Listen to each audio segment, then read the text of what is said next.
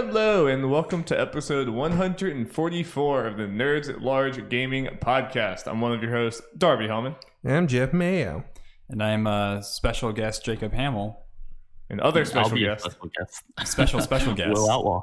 The specialist of they're actually they're gonna have a fight to the death to determine which guest is more special. Yeah. The specialist guest. It's gonna be really fun. Well, ladies and gentlemen, we are going to waste no time. I'm sure these gentlemen are doing, kind of not okay because the world sucks right now, but we're gonna move right on past that, waste no time, and get into the PS5 event that just happened. That is pretty much going to be the only piece of news, the only anything we're going to discuss today, because I'm sure there's a lot to discuss there. We will discuss like a tad little bit from Guerrilla Collective, but not a lot. And then, a few other little news items, but mostly Sony has our full attention today. Yeah, that's the big news item of the week for sure. No doubt. 100%. Been waiting a long time. Yep. To see that big giant space tower. And see that alien. Yeah. Straight up Alienware PC thing.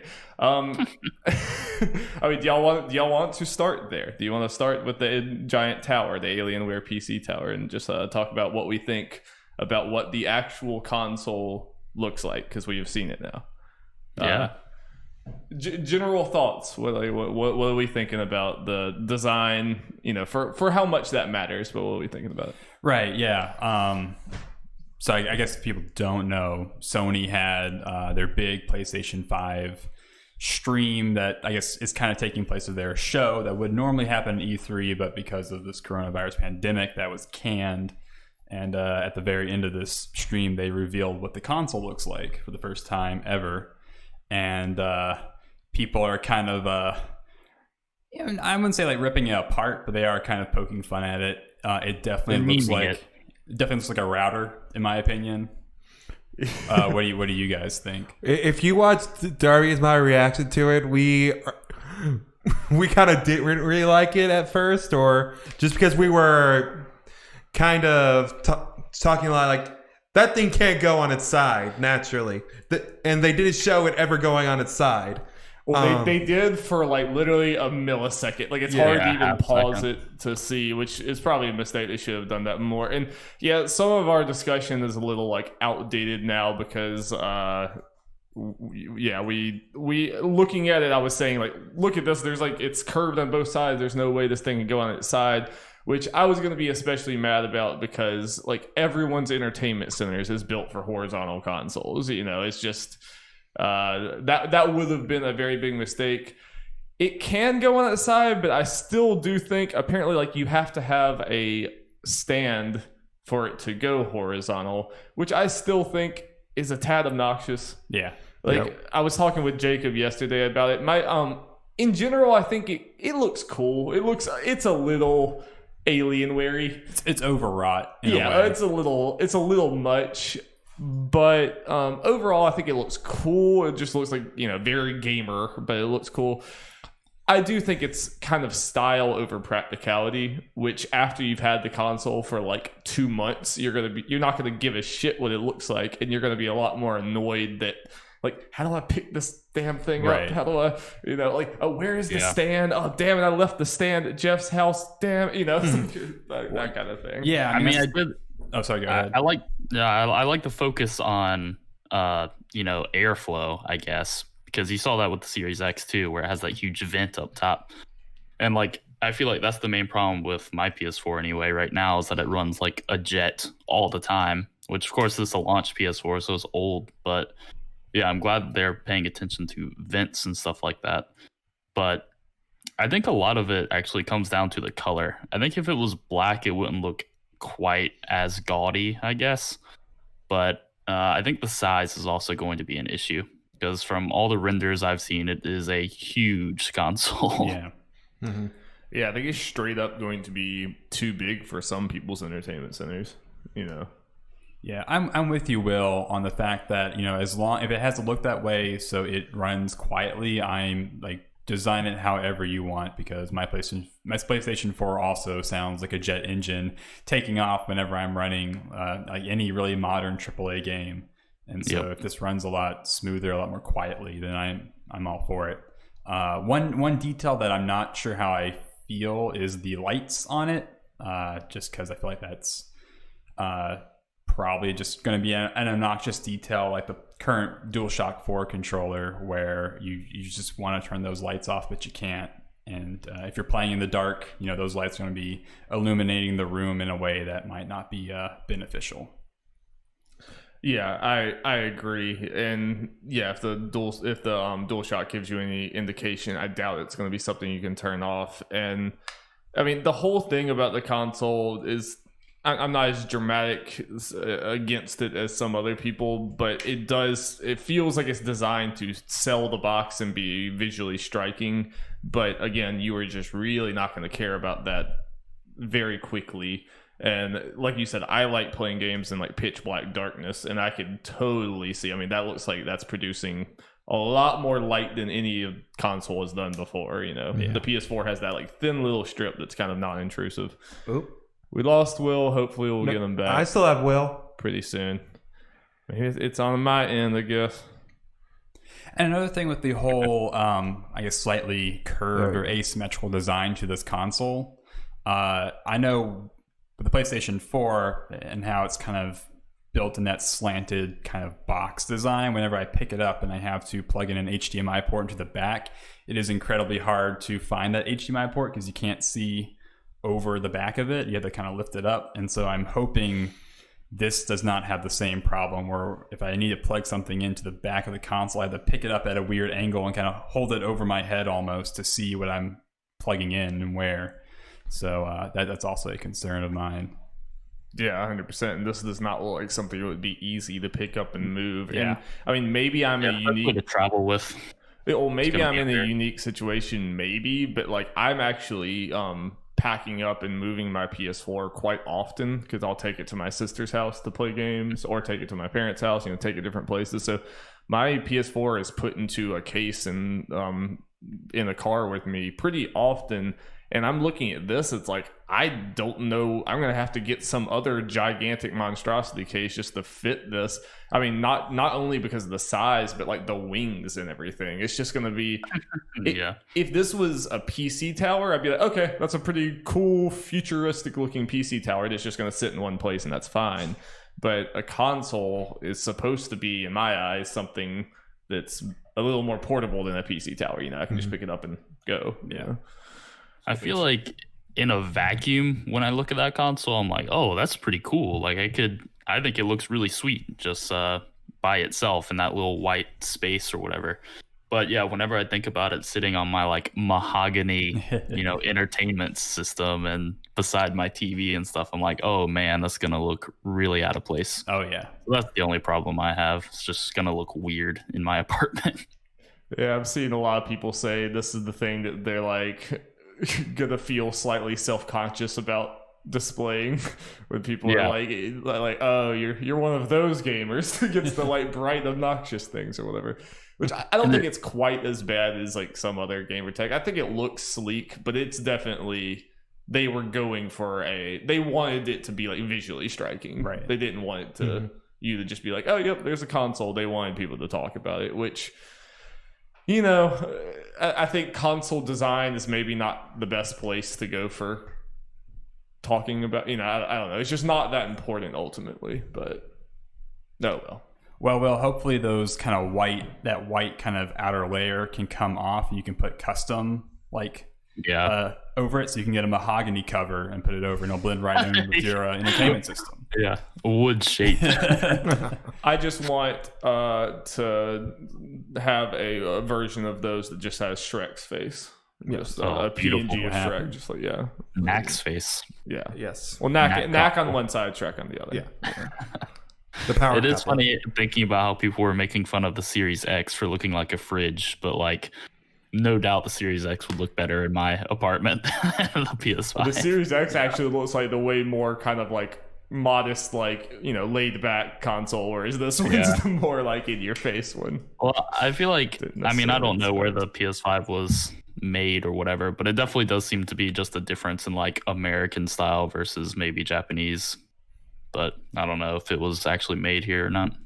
Also, design. these mega corporations are just trying to push us to the actual sci-fi reality we see in movies, where all the architecture and all this stuff has these crazy, ridiculous designs. And, we're heading that way, I guess. Do we want to talk about the disc versus the discless version, the two SKUs of this console? Yeah, I do think that is a interesting move that I didn't necessarily expect. I also don't think it's like crazy surprising. But I do think it is a pretty firm step.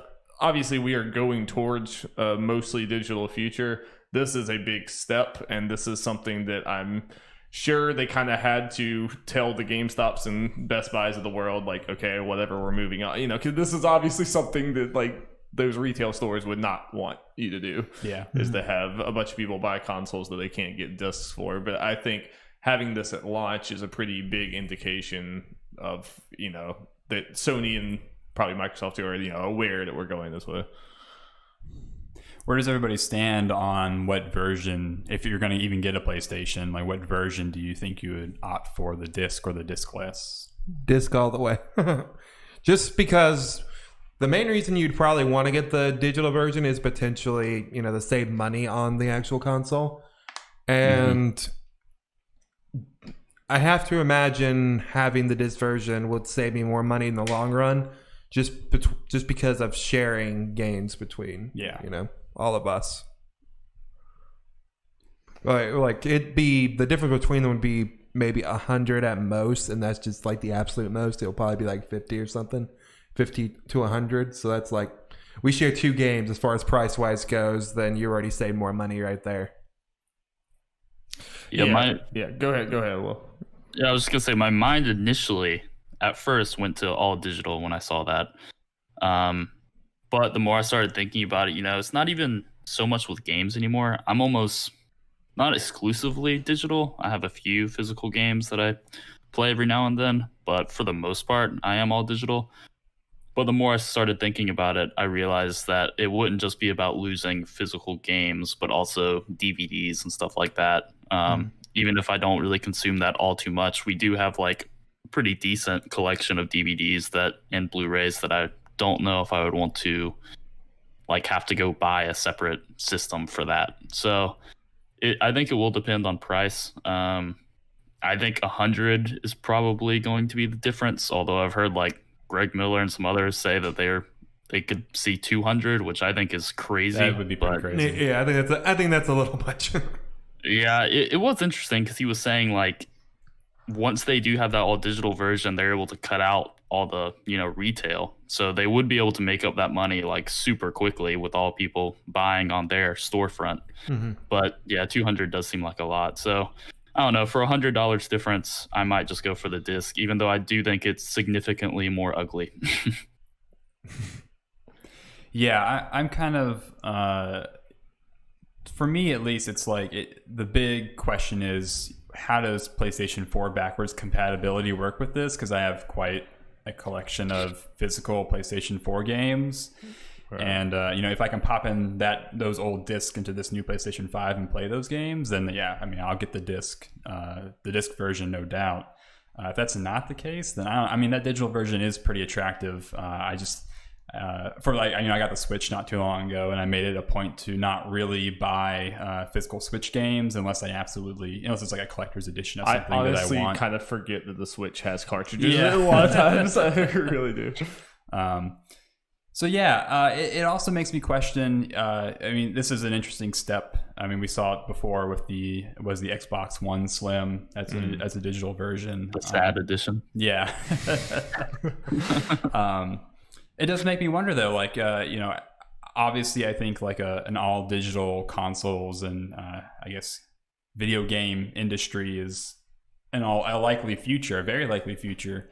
And I do question, how does that pan out for like archival purposes, in the future? Probably not great. Yeah. If it gets to the point, where it's like, oh, I can't play this game that's 15 years old because, it was all digital and, I can't access that. There's no servers up. It's impossible to archive it. Yeah, that I do. I'm a little curious and concerned about that in a way. I agree.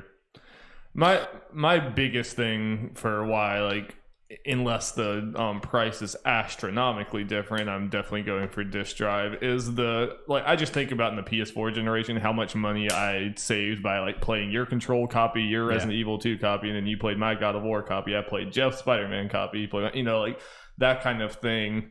You just save a lot of money that way, and that's something I just want to have the option. And I have to imagine this is probably, I mean, I don't know. We've been saying it for 2 generations, but I would think this is probably the last generation that we even have disc drives. But that's what it feels like. At least, before we actually hit that generation, that's what it feels like. Mm-hmm. Who knows what might happen in the future? Yeah, Lord, who knows? I mean, people talked about the PS4 not having it potentially. So who freaking knows? Yeah, so I'm probably going for that. I agree that I would guess $100. Anything more than $100, and I think there's going to be some controversy, for $100 for just a disc drive. Yeah, I mean, a disc drive, it's money, but it can't be that much of a difference. Even on a PC, if you order, like I just built a PC online or whatever, and you getting the disc drive, it's like about $100 difference even for that. So. Yeah. Yep, be interesting. Was anyone else have any last things about the actual design of the console before we move on to the Vigimo games? All right, USB-C. Yay for USB-C. Yay for USB-C. All right, Jeff, take us away. Okay, we're going to go through the games, but we're going to go through them in sections. We're going to start with first parties and indies, and then the third party goodness. We do not have to talk about every game in depth. I'm going to at least mention every game because there's some extra information that may or may not have been in the presentation, which is maybe something to talk about on its own. But let's just start.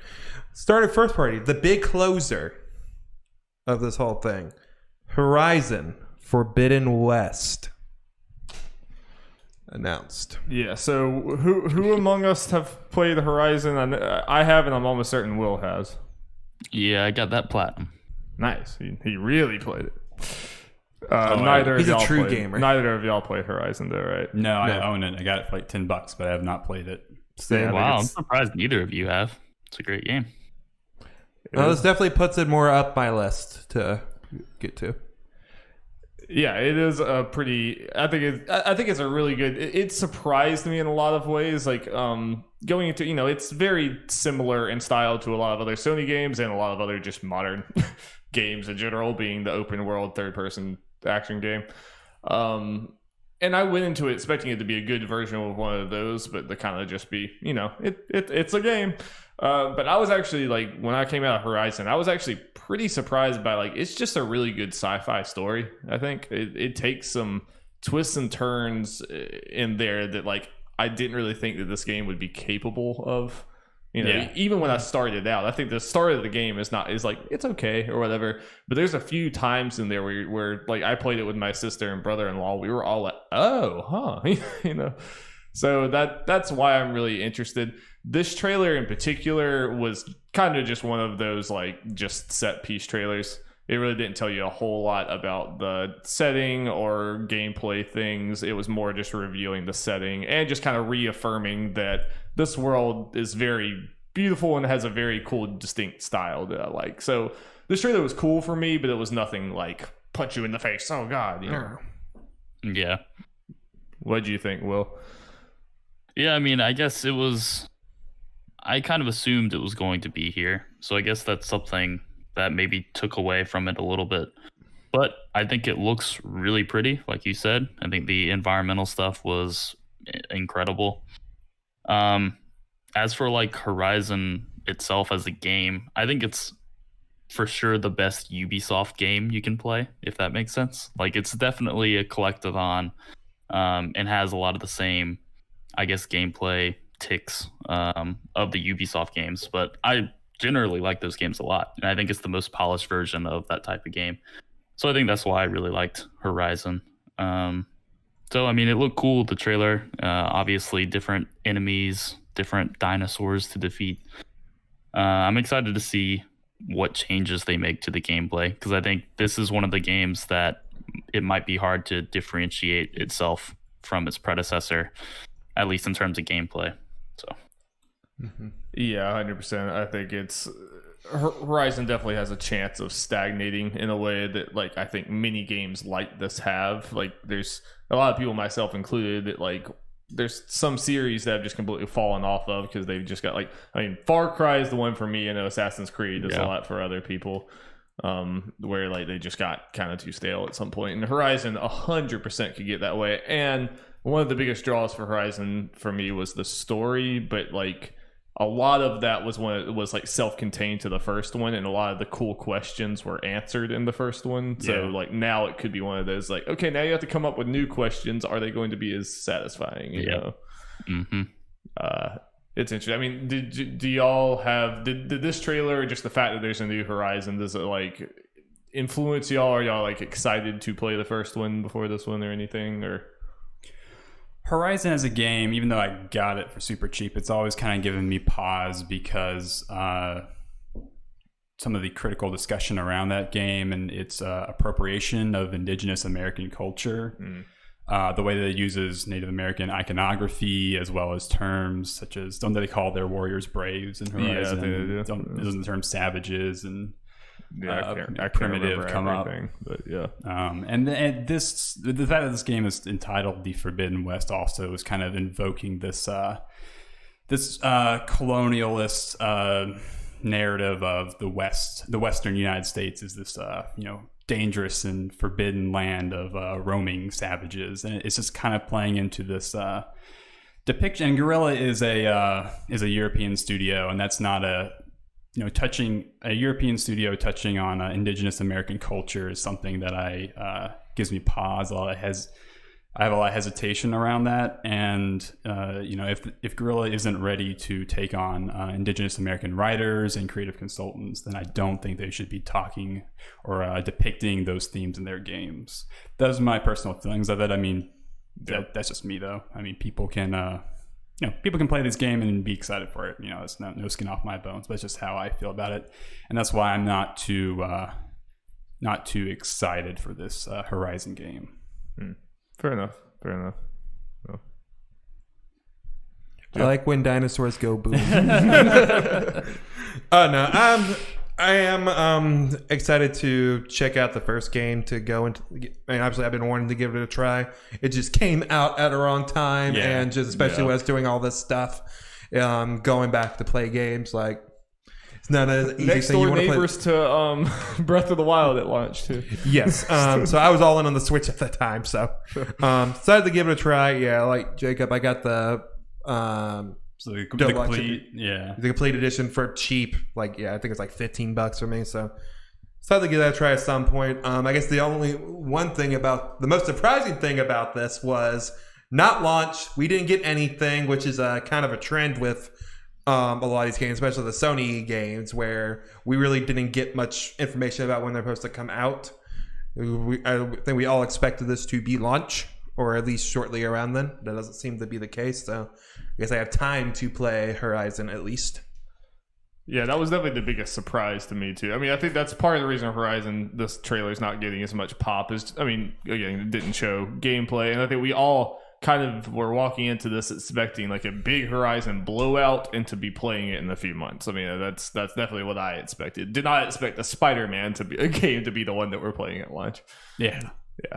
But I would have to assume this game's probably the spring next year. I mean, it's been worked on for a while. Yeah, I would have to think. Yeah, Horizon came out in early 2017, so they've had some time to make this. I just imagine that as far as like reason we didn't get as many dates on a lot of these things is just because of COVID and everything. They're just kind of hesitant to put anything exact for fear of pushing stuff back, because you don't want a Last of Us Part 2 situation where you announce a date and then you push it back twice.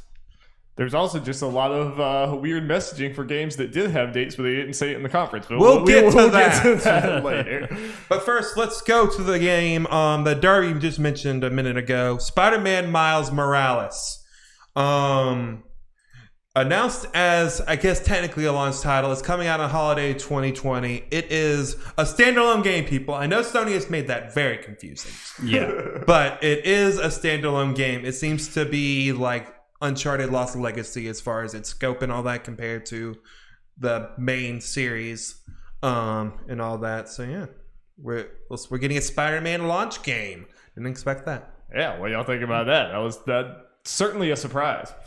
Yeah, definitely is surprising. But then when you think about back to when they were talking about first talking about the PlayStation 5, and they were discussing how swinging, Spider-Man swinging through New York could have been a lot better. It's like, oh yeah, I see. They're probably dropping little hints about that. Yeah, it could be a lot. Wouldn't it be cool if it was better? Huh? Yeah, Would that be cool? I think Jeff or Darby mentioned the messaging around this is confusing. The way that they presented it in this stream was that this was the full sequel to that 2018 Spider-Man game featuring Miles Morales as the main hero. And then there was a lot of confused of, it's an expansion to the first game. No, it's not. They straight up had a Sony exec who came out and said that it was an expansion tied on to a re-release of Spider-Man PS4, and Insomniac had to come out there and basically say, yeah, that guy has no clue what he's talking about. Ignore him. It's a standalone thing. So lots of fumbling of messaging here, and then all of that, the public perception of it changed 3 times, and then it went right back to what we kind of thought it was originally. Right. And everyone keeps obviously comparing it to Lost Legacy, Uncharted Lost Legacy, to say what it is exactly. So how do you guys overall feel about getting a smaller Spider-Man story in between the first two? Are y'all completely down for that? Yeah, I'm down for that. I think it was when the whole confused messaging came out. I know a lot of people were really excited. I want to play as Miles Morales. It's been incredibly popular in the comics. Into the Spider-Verse, where he was the main character. It was a very great success, and helped popularize that character, I think, to a wider non-comic book audience. And so, a lot of people want to see Miles Morales as the main character of the full sequel to 2018 Spider-Man. And, I hope that this spin-off side game is not the only game where Miles is the main character. I don't think so. This is my hope for this thing, and what got me kind of excited that they're kind of doing this, especially the way they're doing this, having the smaller, Miles gang, because we all knew that they were going to actually show Miles kind of learning to become Spider-Man, and we expect that it's going to be in 2, along with all the Peter related stories that they set up. What I'm happy and excited about with this is, we're just going to have something that focuses completely on Miles, so he can learn and all that kind of stuff, kind of get more to Peter's level, and probably they can get him the abilities, so maybe it's not as jarring when you go into Spider-Man 2 and they might share abilities and all that kind of stuff, whatever.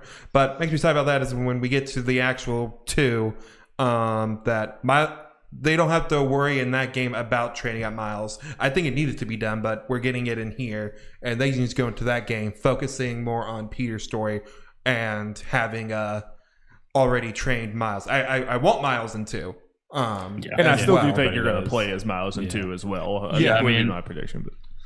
But I wouldn't be surprised at all if you're able to pretty much switch between them at will, except for story missions or something. So I definitely see this as a in-between chapter. Watching the trailer, I initially thought it was going to be the next Spider-Man, and I was like, that is a turnaround. That is quick. But when I saw that it wasn't called Spider-Man 2 and it was just Miles Morales, then I realized that it was probably going to be a Lost Legacy type thing. But the messaging around it was terrible. Well, it's not it's very common for sequels to games to not have the 2 in it nowadays, so I don't think it was unreasonable to think that this might be the next one. The only thing that makes it look that way is obviously, and to be true, just the time in between. That's why everyone was like, what? Holiday 2020, what? Go ahead, Darby.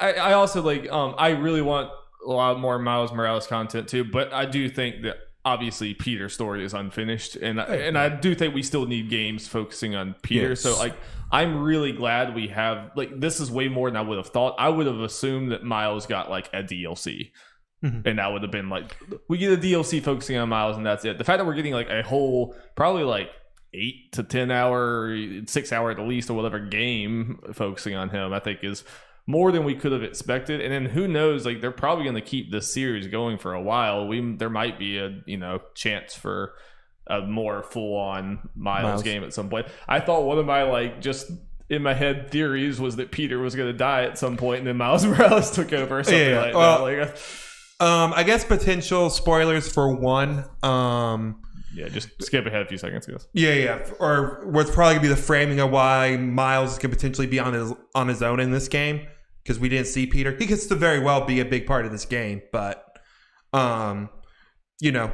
the whole thing with Harry in Spider-Man 1 that they know he's sick, but they think he's in Europe. I imagine Peter might be going to Europe to look for him or try to see him or whatever, and then Miles is left alone to defend New York. Yeah, and then shit goes down. That makes sense. I wonder how closely will Miles Morales work with the NYPD in this game?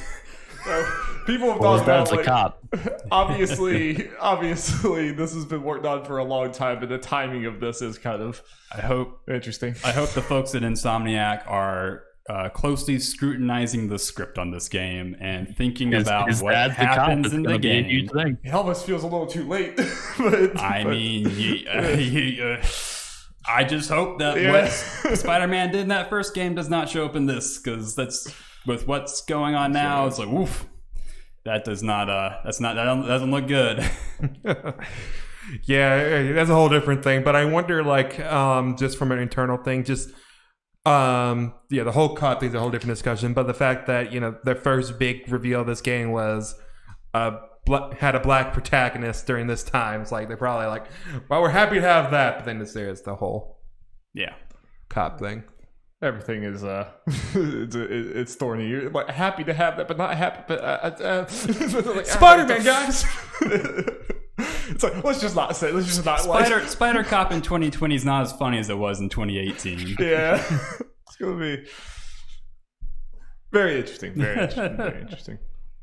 Spider Cop's canon, by the way. There's an alternate dimension where there is a Spider Cop. I will say, it was just a very short teaser and stuff, though. But I did really, really like this trailer. Like something about that song just the music fits so perfectly. As soon as he's like, "Okay, let's do this," and then boom, when that like kicks in, there's like immediate chills. And I'm not even like the biggest Spider-Man, the PS4 Spider-Man fan, but like as soon as that kicked in, I'm like, "Ooh, let's go."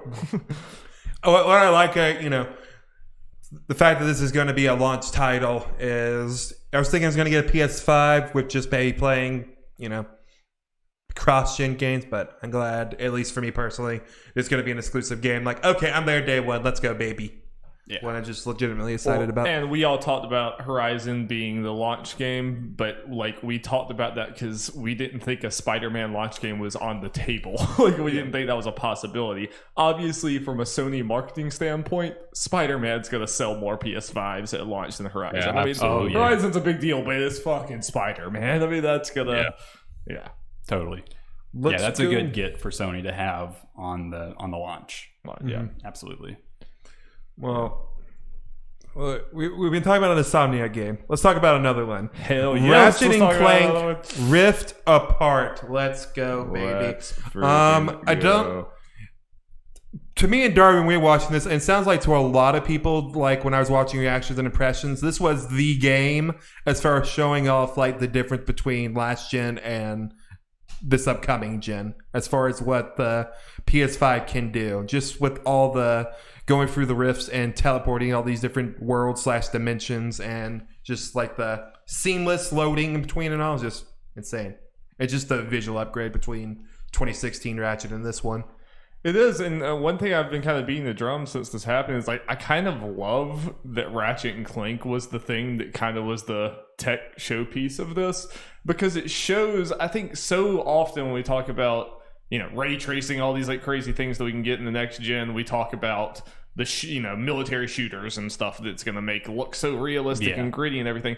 I love seeing that technology used in a more stylized, like cartoony art style, but it like I think often you think like, oh, these stylized things, they're not improved by next gen. You can't look at this and say that this does not look like something that could happen to PS4, Definitely whether it's not. The loading or the lighting or any of that.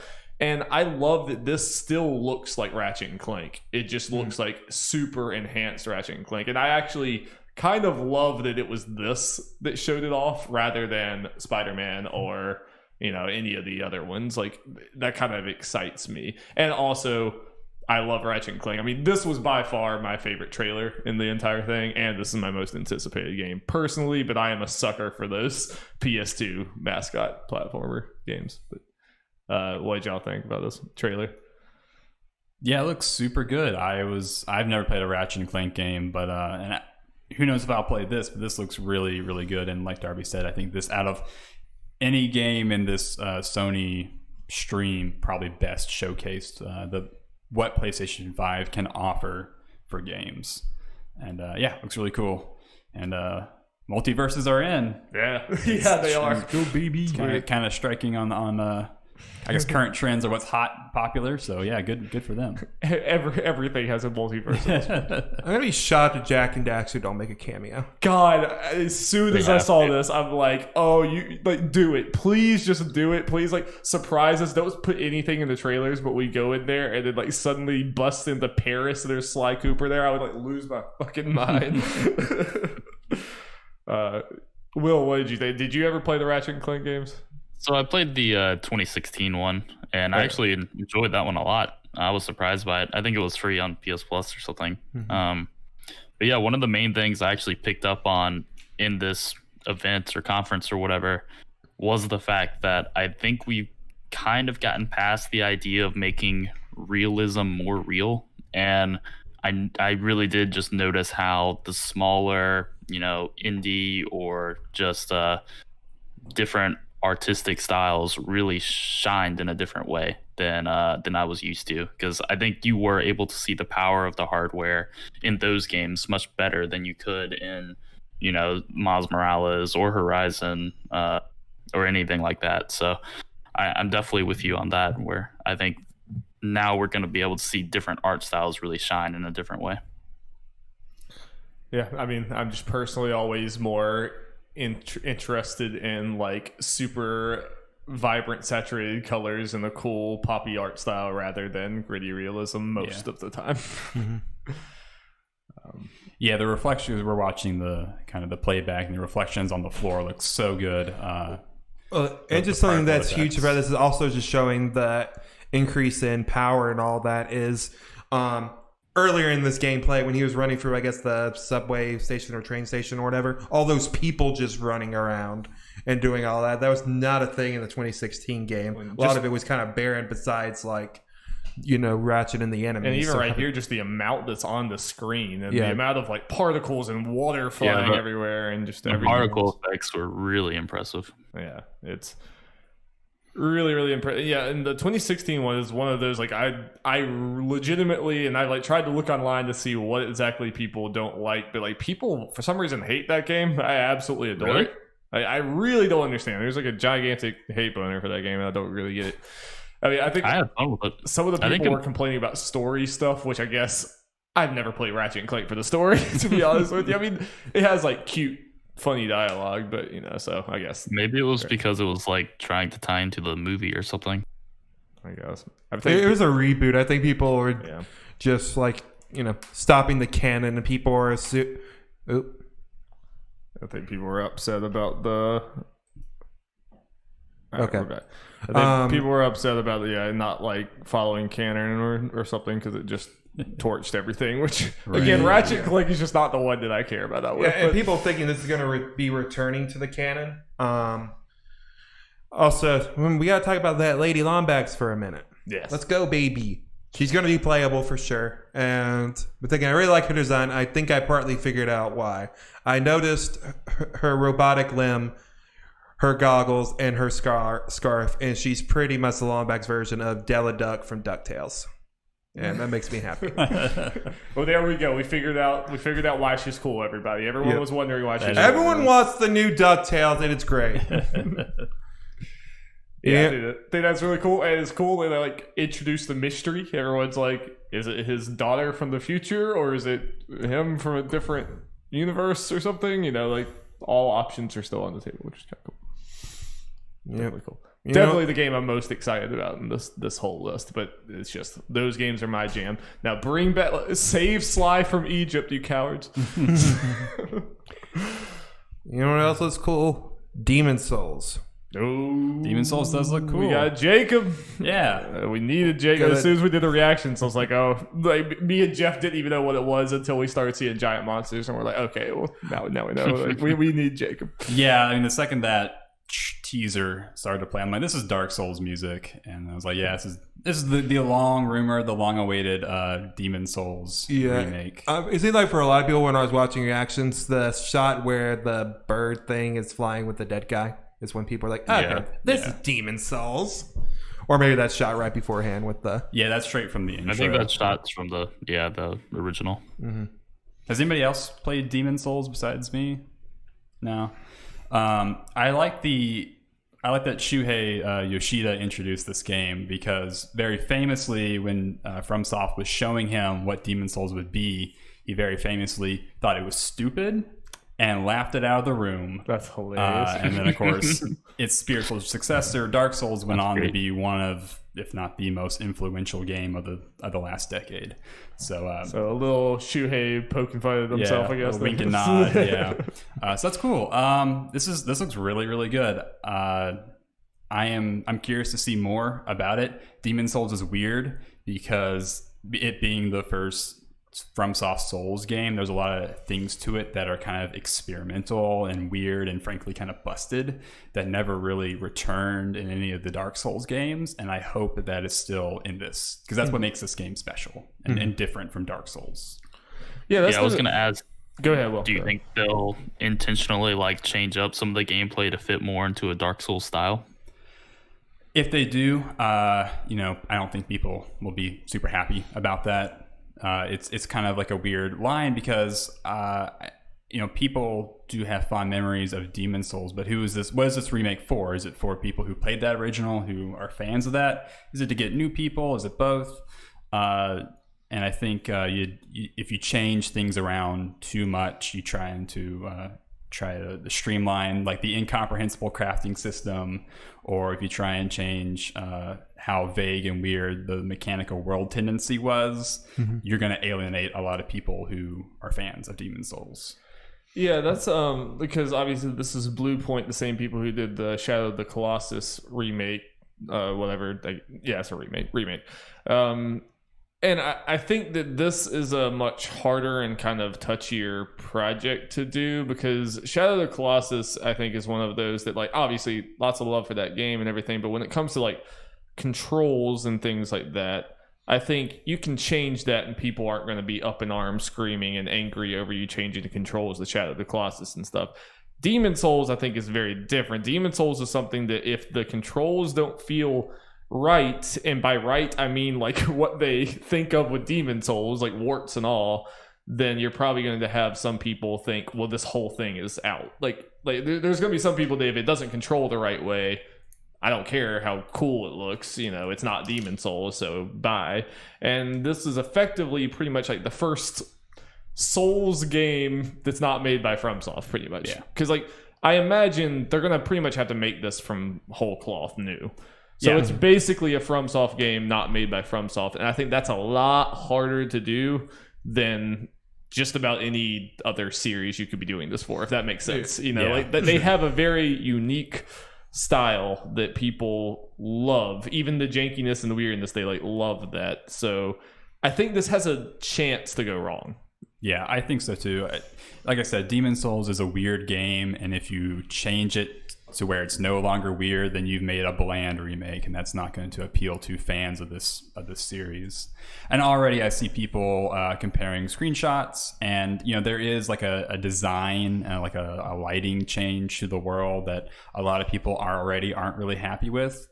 I do kind of see the point. I don't exactly feel that way based on what I've seen, but I understand where people are coming from, where it's they're a very good example is if you look at the redesign for the first boss in the trailer in the game called Vanguard, and you look at the old version of Vanguard in the original game, they look quite different. And the new version looks like something that you would be fighting out of Doom, or a demon you would see in a a Lord of the Rings movie.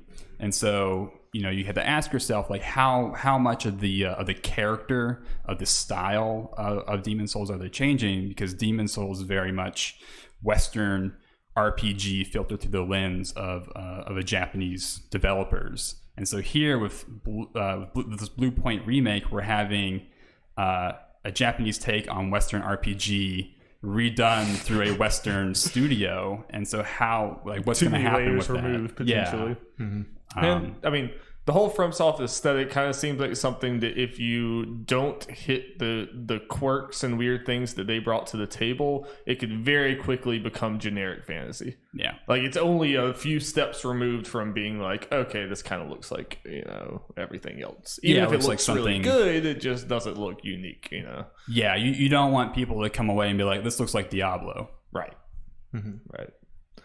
Yeah, so I mean, definitely not to say they can't do it. I absolutely think they can do it, but this is a much I think this will be a much harder project than Shadow of the Colossus. Absolutely, honestly.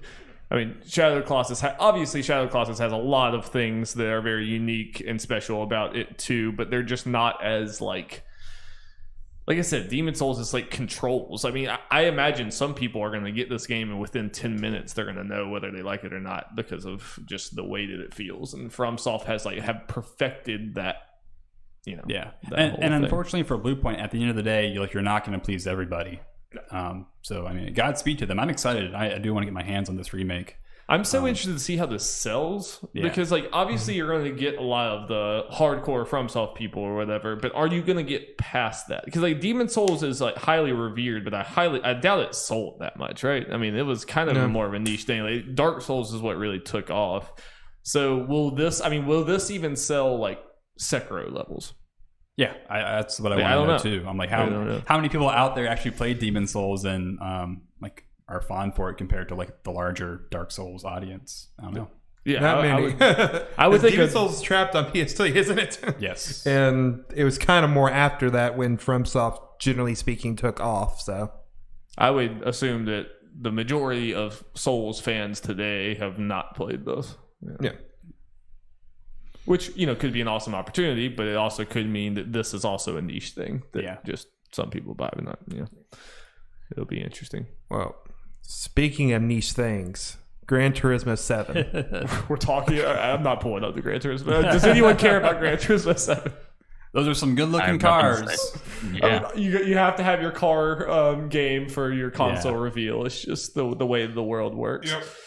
And in all fairness to Gran Turismo, I mean, that is a good way of showing the improvement from one generation to the next. Is showing those shiny cars. 100%. Like, don't get me wrong. I am not hating on the game. I'm just saying that I think we know who we are, and you're not going to get like if a Gran Turismo fan. If we were going to sit here and do a 20-minute Gran Turismo segment, I think if a Gran Turismo fan listened to that, they'd want to kill themselves by the end. It would be like I'd want to kill myself by the end of that. I have no idea what to talk about with this game for 20 minutes. Like, talking about this too indefinitely would feel disingenuous. Obviously, from a console, from just me being a monkey brain man looking at pretty things, it looks very pretty. Yeah.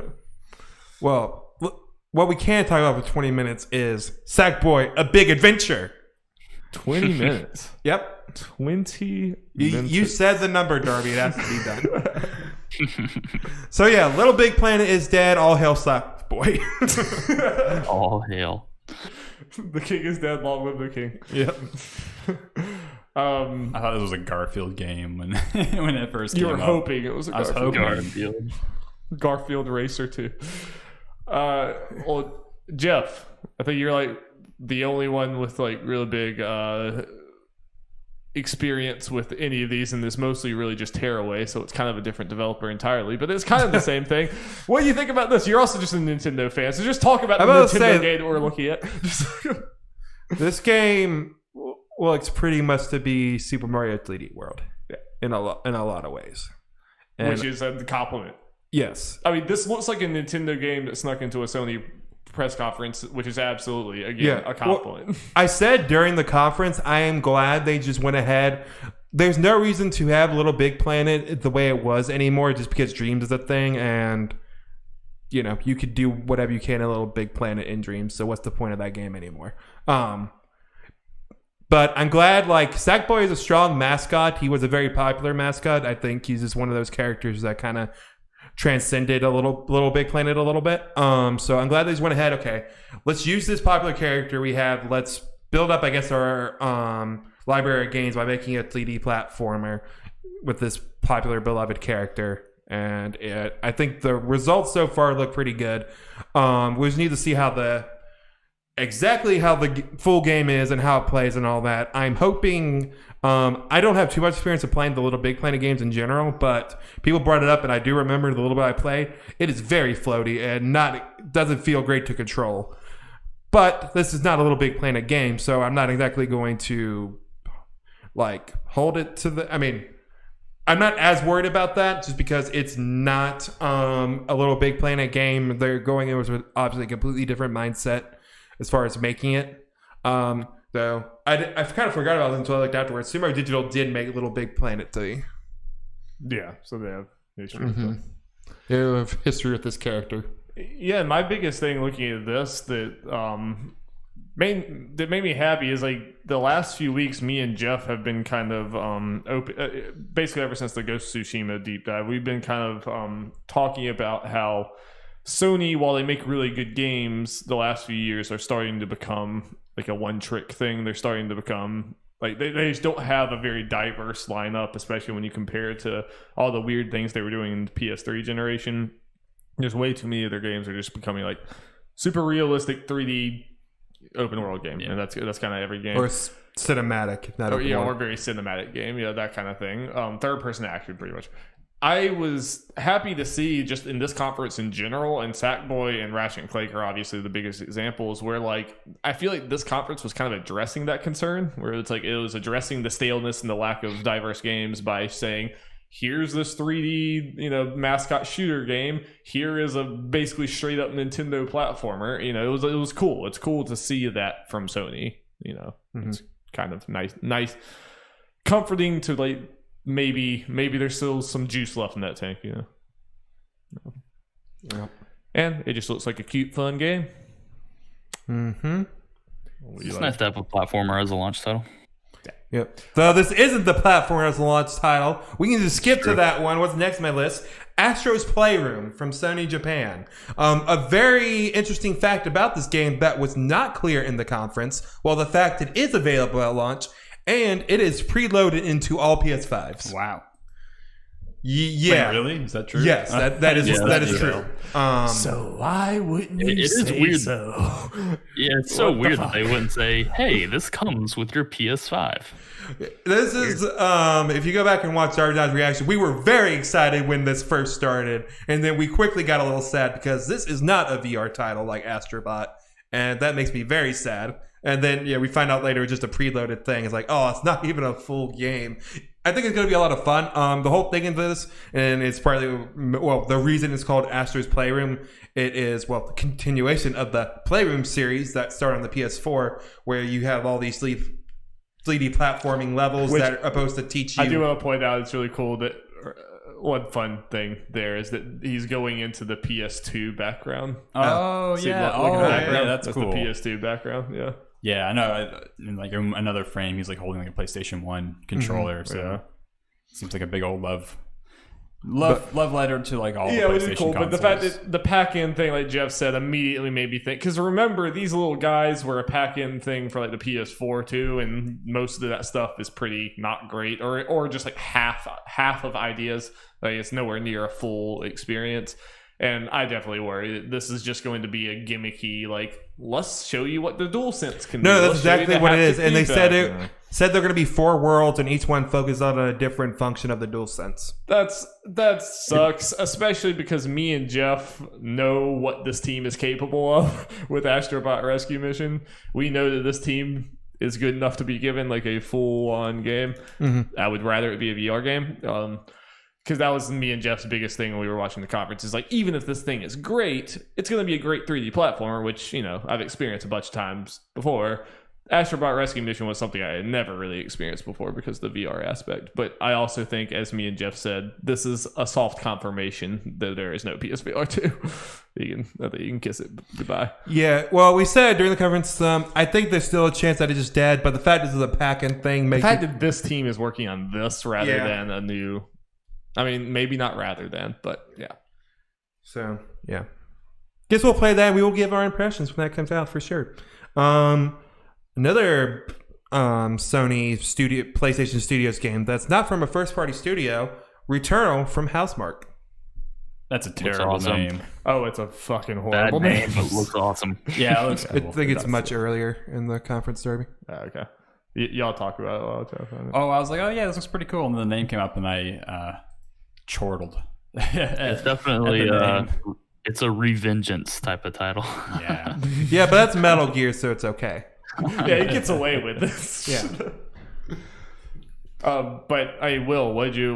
I mean, you said this was awesome. What struck you about it? I mean, I think I don't know. I know my boy Colin Moriarty's a Housemarque guy, but I really like that they're trying something new. You know, I think they said a couple years ago that these arcade type of shooters just They're dead. weren't making any money. Yeah, it wasn't doing anything for them. So I'm pretty excited to see them do something a little more AAA in appearance, anyway. And it still kind of maintains their bullet hell, I guess, sensibilities, where you could still see a lot of moving things going on at one time, but just from a different perspective viewpoint. So I'm excited to give it a shot, if nothing else. And I didn't even mention the thematic stuff that was happening with her, like losing her mind. I think that could be really interesting. Yeah, I think it was a well done trailer. Like the VO and everything was pretty captivating. With I thought the whole repeating thing over and over again was cool.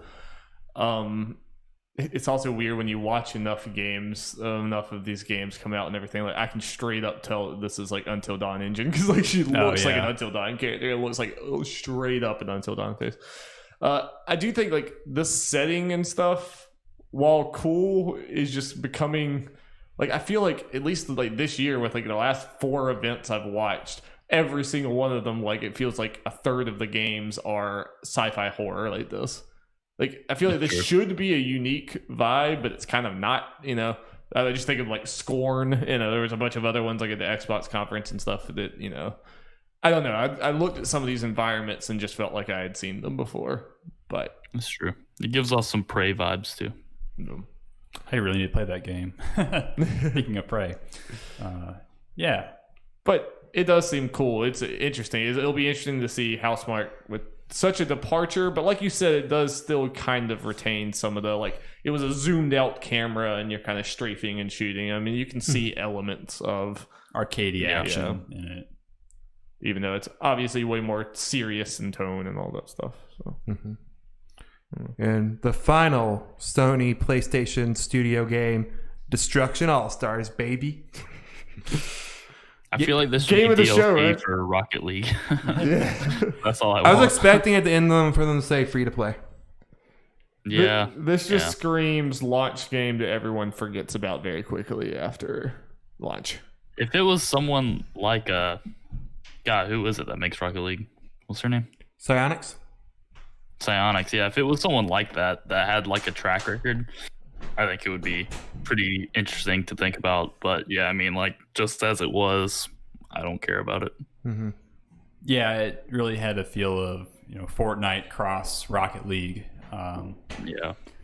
I mean, it might be fun to hop on and play some multiplayer, but yeah, I mean, it's not for me. It is surprising that it's not free to play, actually. Oh yeah, I can still end up to being, but they just didn't say so. You never know. Yeah, considering how many facts Sony left out of this presentation, it would not be a surprise. Yeah. Seriously.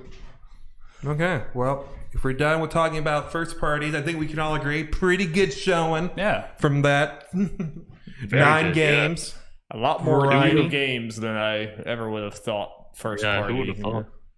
Yeah. I'd imagine we get like 3 a conference or something. So Yeah, I thought there was a chance that like Horizon and then maybe like one other big thing or 2 other big things. But no, that was like 10 games right there. Yeah. Okay, let's move That's on. not to mention the other exclusives. Yes, which Yep. are more. They have more exclusives in their this conference than they tell you they do. Yep. Yes, Well, let's start with them indies, which has a couple exclusives in there. First one, Bug Snacks. Bug Snacks. From Bug Young Force. It's coming this holiday on PS5, PS4, and the Epic Game Store. I'm down for Bug Snacks. They got KKB on that theme song. It looks great. Yeah, I saw a lot of down people for it. like I have no idea about the artist, but a lot of people excited about that. They're great. I It never was a want to see very. that game again. It has a there's an old YouTube series called "Don't Hug Me, I'm Scared." Yeah. Just kind of like a yes. comedy, cutesy comedy that Yeah. verges into horror at times, and Feel I got that feeling. Don't from Hug Me, this I'm Scared game. feels a lot more horror than this, but in general, yes. Yeah, I feel like they're holding it back. Yeah. You know, but gonna even if be it's You not, can see at the end, there's going to be something. yeah, there's going to be something, or there's going to be a thing when you stop and think about it, like, man, this is really horrific. Yeah. I like how everyone's reactions from what I saw, including our own, when watching this, were like just very confused. And then it said from the creators of Octodad, we were all like, "Oh, okay, Oh, okay. this makes sense." You should have said so. Yeah. It's like, yeah, everything makes sense now. Yeah, everyone says that. It's very interesting. I'm curious. I mean, they showed some gameplay in this. I'm just kind of curious, like, what is exactly all do you do in the game? Yeah. Because we see he was just kind of, I guess, trying to trap all the different food animal things. It seems kind of Viva Pinata ish. Yeah. So, yeah, excited for Bug Snacks. I'm super down for the weird surrealist shit that's gonna go down here. I also just love that like Sony put this in their press conference. Yeah. I cannot believe they did that. That's so wild. I mean, well, I pointed out the thing to Darby during our reaction thing. Like, they pushed Octodad hard for the PS4 I do remember launch. them talking about that. So game a lot. they just partly, they just have a great relationship with Young Horses. Also, I mean, it's partially just another thing that I want to kind of congratulate Sony on in this moment here or whatever, is that like for years and years it's been the narrative that was very true that like Sony is really just not supporting indies. Like in PS3 they did a lot, but in PS4 they kind of just completely fell off of that, and it was just all AAA or nothing, and Nintendo and Microsoft are the only ones pushing indies. I was happy to see that there was like an entire, like we're about to go through an indie chunk of this press conference, which is really cool.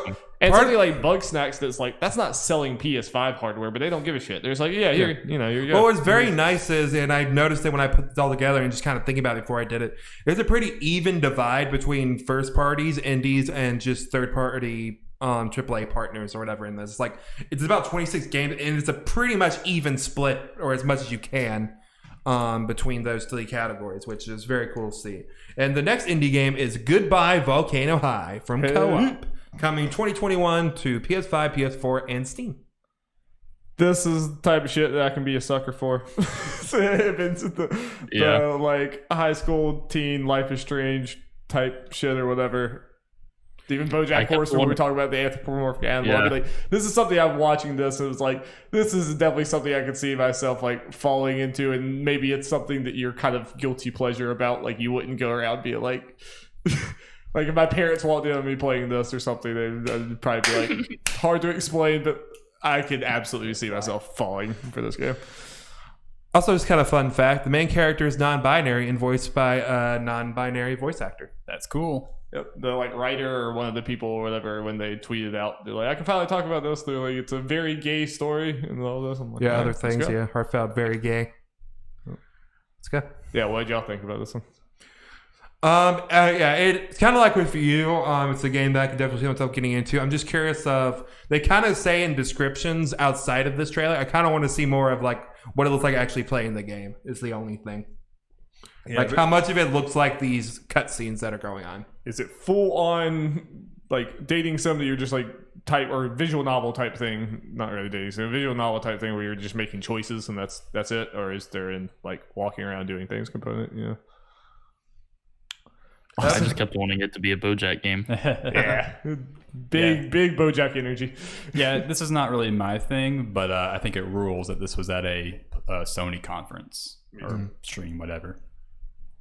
Me too. I'm also just like, I mean, they fucking have the meteor coming down, like in the logo. Yeah. So it's like, are we gonna? Is it just because we're gonna fall in love with all these characters and they die in the meteor or whatever? Because dinosaurs. It's like for people who only the bad ending. Yeah, for people who didn't see this, this game is like a queer coming of age story about dinosaurs set in the backdrop of probably the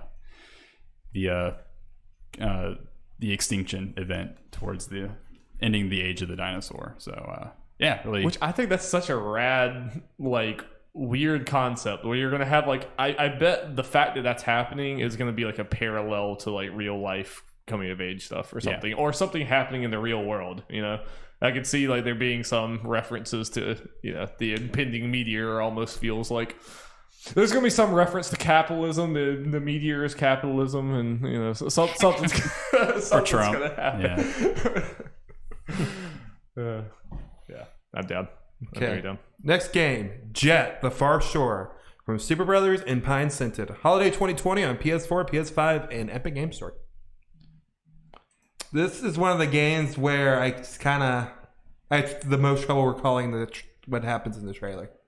Right, yeah. This game had big interstellar vibes of kind of exploring the cosmos set against like kind of massive, overwhelming music. Which one is this, you say? Jet: The Far Shore. Is that right? Oh, okay. Yeah, this is the one that everyone forget. I mean, I do kind of think it's honestly the most forgettable, one of the most forgettable trailers in the thing. I mean, like, hearing them talk about it afterwards sounded more interesting than watching this trailer in a lot of ways, but it might just be a game that's really hard to sell in a minute and a half trailer. I like the visual style of the trailer, so it kind of stuck out to me a little more, but I have no idea what this game is going to be. But yeah, it was one of those. There's just not really enough there for me to like latch on to much. I don't know, but like you said, the whole like exploring the cosmos thing could be cool.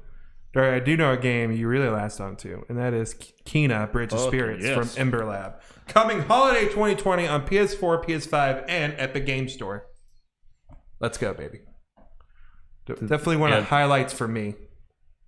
This is one of the ones that I was talking about where it's like I could really tell the difference between PS4 and PS5 in this title. I just thought it looked really pretty. Yeah, I was so surprised to learn because, like I just said, this is coming to PS4 as well.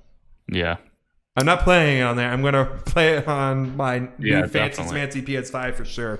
But yeah, that was really surprising too because, like y'all said, it kind of felt like something that was kind of made to sell the PS5. I mean, it seemed like not in the like quality way, and like it's not a full game, but I mean, it just looks like, looking at everything, it looks like a damn Pixar movie. And they talked about two guys who are the head people making it are film people. Yeah, and you can tell looking at this. And what I loved is like it had the cinematics. I was like, okay, this is really pretty. It looks like a Pixar movie, but it's not gameplay. As soon as they went to gameplay, I'm like, this actually it still kind of looks like a movie, And you can tell it's more real because it definitely is a drop in quality, but not a significant one. And I think the lighting and everything else in this game still looks pretty incredible. And like Will was saying, it's the same thing that Ratchet did, where I feel like it shows that the PS5 advancements can help an art style also, not just the realism thing. Yeah, I mean, if you look at a film like Toy Story 3 and 4, the way that those films look is not possible on consoles, like actually playing. And this looks like it is approaching that level of fidelity and yeah. Yeah, and I mean, you see some of that with the Unreal 5 demo they talked about. They talked about being able to use like stuff, like assets and other technology that's normally only in film, and being able to actually seamlessly use that in games. So like, I do think that's maybe going to be one of the biggest advancements in the PS5 is you won't have as much of a drop in quality from like cutscenes to gameplay. I think you're going to have some of those assets that normally have to be scaled down won't have to, when things can just exist in the world, all these particles and all these things can happen. I mean, kind of like you saw in Control, the current console generation cannot handle the amount of stuff that developers are trying to put into a game world. I was just curious. So I'm at the PlayStation YouTube page where all the trailers are put up, and Kina is. I was just curious because watching reactions and impressions, this is one of the games besides the big ones that people seem to really latch onto. I was curious to see how internet numbers, do with that. And Kina seems to have one of the most viewed ones on the PlayStation one, besides like the big ones like NBA 2K, Gran Turismo, Horizon, that kind of stuff, at like 1.3 million views just on that channel. And this event in general was one of the biggest most watched video game events of all time. With the numbers are absolutely insane. You cannot understate how important it was for these indies to be in this and how big of a fucking deal it is. I mean, imagine what being in this conference is going to do for Kina and for Goodbye Volcano Highlight. Bug Snacks. And Bug Snacks. All these games probably would have just, it would have been really hard for them to stand out and stuff, but that's huge. I mean, Kina is probably my number 2 game in this conference, as far as just showing here, Well, this next game looked pretty neat. Little Devil Inside from Newstream Interactive, coming to PS5, PS4, and PC. Also, I'm just going to throw this out there. This is a weird one. This was a game. This was not its debut. This thing was kickstarted, and it was apparently promised for the Wii U. Wow. That's not happening. That is quite the trajectory. I'm going to hold them to it, Jeff. No, I mean, that's the kind of thing to kind of point out that seems kind of sucky is, people kickstarted this and were promised certain, platforms, and it looks like Xbox and Nintendo ones are kind of going to get screwed over on this. Because right now, I tried to double check. It seems to only be coming to the PlayStation consoles and PC. Yeah, I was we really definitely into have to talk about the money hatting at some point. Yeah. Well, the 2 biggest ones are coming later. Yeah. We'll get to that. We have plenty of time for this game. So this game looks neat. I'm still a little confused if the guy's inside the old man, just because when he dropped the bomb, the old man poops, and just the name of it and all that. I feel like it has That's to. interesting. Yeah, I didn't even But think at the about that. beginning, they show him dragging in that whatever it is to the old man. I mean, and the description says he's like his employer or something. So I don't know. But there's just too much this guy in the wilderness and then the old man just walking around doing his daily life. I mean, it's a very Osmosis Jones thing, how they would always go back to Bill Murray and he's just walking around doing his thing or whatever. And Little Devil Inside. I mean, I think there has to be some element of this is some weird metaphorical world inside that I would be really shocked if there's not some element of that. Yeah. I did love the trailer for this game. I think it's probably my most anticipated of the indies that we saw, for sure. Yeah, definitely. Probably for me personally, this one in Kina stood out the most as far as my personal taste.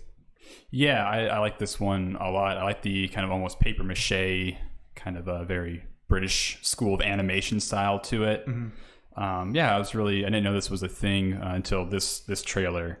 I'm really looking forward to it. I will say, people have pointed out that there are some questionable character designs in this trailer. I don't know if you've updated it. The devs have responded to those and have apologized for it and said they are going to remove them. They're either going to redesign them or outright remove them. Yeah, you should absolutely do that. What is it? There's Are they in this trailer? I haven't seen it. It's in this trailer. I'll tell you when to pause it. But the way, again, this is a game featuring these 2 main characters, old man, this younger guy, who are clearly white, it's set in kind of like an old-timey kind of setting, and it's depicting this younger guy going on these adventures, and some of the people in these quote exotic locations are depicted right here. Sorry, well, for example, there are these dark-skinned characters chasing after this adventurer. They have dreads, and they have very comical masks with big lips. You get where I'm going with this. It's just not a good look, and it's playing into classic depictions of people from the third world. So I'm glad that they responded to that and that they do intend to change that, because sometimes you just don't realize what the design is, referencing, and it's good to have multiple people be like, hey, this is kind of problematic. So I'm glad that they're taking it to heart. Yeah. I definitely I don't like completely crucifying people for something like that, especially when they respond to it, because I mean, sometimes you're just so far removed from it. Sometimes that's something you saw in something else, and you're like, oh, that looks like a cool, crazy enemy type, villain type thing, and you put it in there and don't really realize what's, Yeah, I didn't notice it until I saw it being pointed out. I was like, oh, yeah. So, but other than that, this game looks pretty cool. I think this trailer was really cool with just the switching tones. It was there was something intentionally off about this trailer. It would seem super adventure and super epic, and then it would seem scary, and then suddenly funny gag, and then suddenly back to this. It was it kept you on your toes, where you're like, what? So what is this game? What's the and something that just really stood out to me, I just keep on bringing it up whenever we talk about this game, is just the variety in the enemy design. Some of them just kind of cool and goofy. I don't know if they're necessarily enemies, but when he's in the desert, he's sliding on a penguin with a bag over its head or something, and then you have these cool kind of more normal scary things like a werewolf or a dragon or stuff. As I'm watching this again while we're doing this, noticing the variety of environments as well is very appealing, and just the facial expressions of the main character. I think that's going to be one to watch out for. I agree. Yep. Something else to watch out for. Oddworld Soulstorm from Oddworld Inhabitants, coming to PS4, PS5, and Epic Games Store. Is anyone here an Oddworld fan? No thanks. Okay, moving on. Stray from Blue 12 Studio and Annapurna, coming to PS5 and PC in 2021. You're a cat in a world full of robots and humans are dead. Good riddance, you know what I mean? Fuck. We get rid of the fuck people. So we've learned that cats survive the apocalypse, which I mean we all knew. Yeah, we all knew really. This could be cool. Go ahead. I was just gonna say it could be a cool showcase for environmental design and environmental storytelling. I think that could be really fun to experience, at least.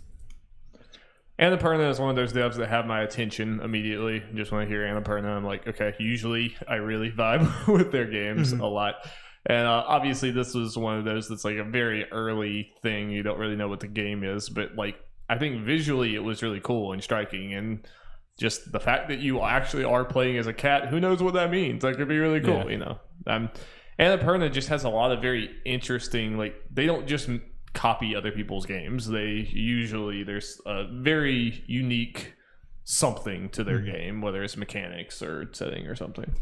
I read somewhere that this game was initially based on or inspired by the Kowloon Walled City, which I believe is one of the most densely packed urban areas, I think in Hong Kong. And so I think they kind of adapted it from that inspiration. And so I think if you're playing a cat exploring this incredibly dense urban environment, I think it's a really interesting idea. Yeah, I do too. Mm-hmm. Final indie game, also from Annapurna and Heart Machine, Solar Ash. Also like Stray, PS5, PC, 2021. And if you're thinking Heart Machine sounds familiar, it's the Hyper Light Drifter devs. Yeah, I love Hyper Light Drifter, so this is I could tell the moment we saw the characters up, okay, yeah. Sorry, I got it here.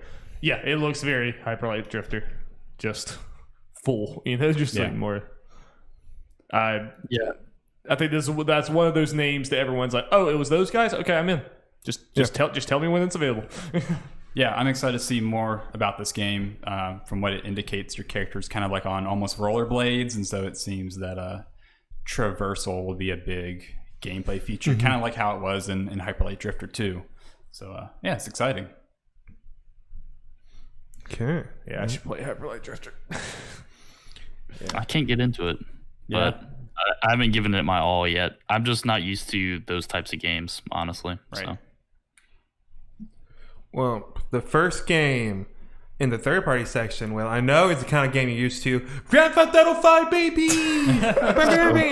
How much money did Rockstar pay Sony? That is the reason. I mean, I was scared when this popped up as the first game. I was worried this was going to be indicative of the conference. Oh God, no. It is just, it feels like the other part of this didn't get made fast enough, and they didn't have time to take this out of the conference almost. That's what it felt like, because the fact that it's like, all right, PS5 event, let's go, baby, let's go, and immediately PS4 symbol, PS4 footage, and I'm like, okay, well, obviously, Jeff, they're showing this, and then they're gonna be like, all right, now watch the same footage on the PS5. Nope. It's just literally just PS4 the whole time. Well, whenever a Rockstar symbol comes up in a PlayStation conference, I think everyone's mind just goes to Agent. So everyone's like, "Oh my gosh, what are they going to show us?" And then it was like, "Oh, okay." Like, you have to know what you're doing when you start your PS5 grand event that people have been waiting months for, and you start it with the fucking Rockstar logo. You know people are gonna. And I did the same. I was like, Jeff, what the fuck's about to happen? Like, That's everyone's actually like, what? And the main announcement is it's coming to PS5 and Xbox Series X in 2021. Apparently late 2021. And they're just giving extra bonuses for PlayStation people. Like PS5, you can get Grand Theft Auto Online standalone free for like 3 months. And you get a bunch of Grand Theft Auto Online money on PS4 starting right now. Well, Jeff, you want to know what the funny thing is? We're all making fun of this whole thing and how this was done. What you just said, the words you just said, is the biggest thing to come out of this entire conference, money-wise, and amount of people who would experience it wise. I guarantee you cannot find beyond that. The things that you just said, they're going to give everyone $1 million every month, and you get it free at launch or whatever. And yeah, sure, I guess that is the single biggest thing that happened in this event. Most people, that's the only headline they read. Promise you. So that's why that happened. Money. Yeah. Because it did not fit the conference whatsoever. It was basically like we watched a commercial. An ad came up on YouTube before the real show. It definitely seemed like something that was supposed to be in like a pre-show or something, and then they moved into it. It was weird. Yeah. It's like, we gotta have this. We know this is separate. I mean, there was a clear divide between them. But whatever. Let's get into the PS5 only shit. Ghostwire Tokyo, Tango Gameworks, and Bethesda, coming 2021 exclusively on PS5 as far as consoles go and PC. So that's what, we've been talking about sometimes where the messaging's weird. How do you not say that this game and Deathloop are console exclusive? How do you not say that? So fucking bizarre. It's It pretty is wild. so bizarre. Because it's very clear, I mean, leading up to, and we can talk about how we feel about that, but it is abundantly clear that leading up to this console launch, Sony is money having. They are like throwing money out to get exclusives to like have a good launch. I mean, it's just abundantly clear because so many of these games were not announced as exclusives. There was no reason for you to think they were going to be. Jeff even said like Deathloop had stuff in like Microsoft Magazine and stuff like that. There was like lots of things like that.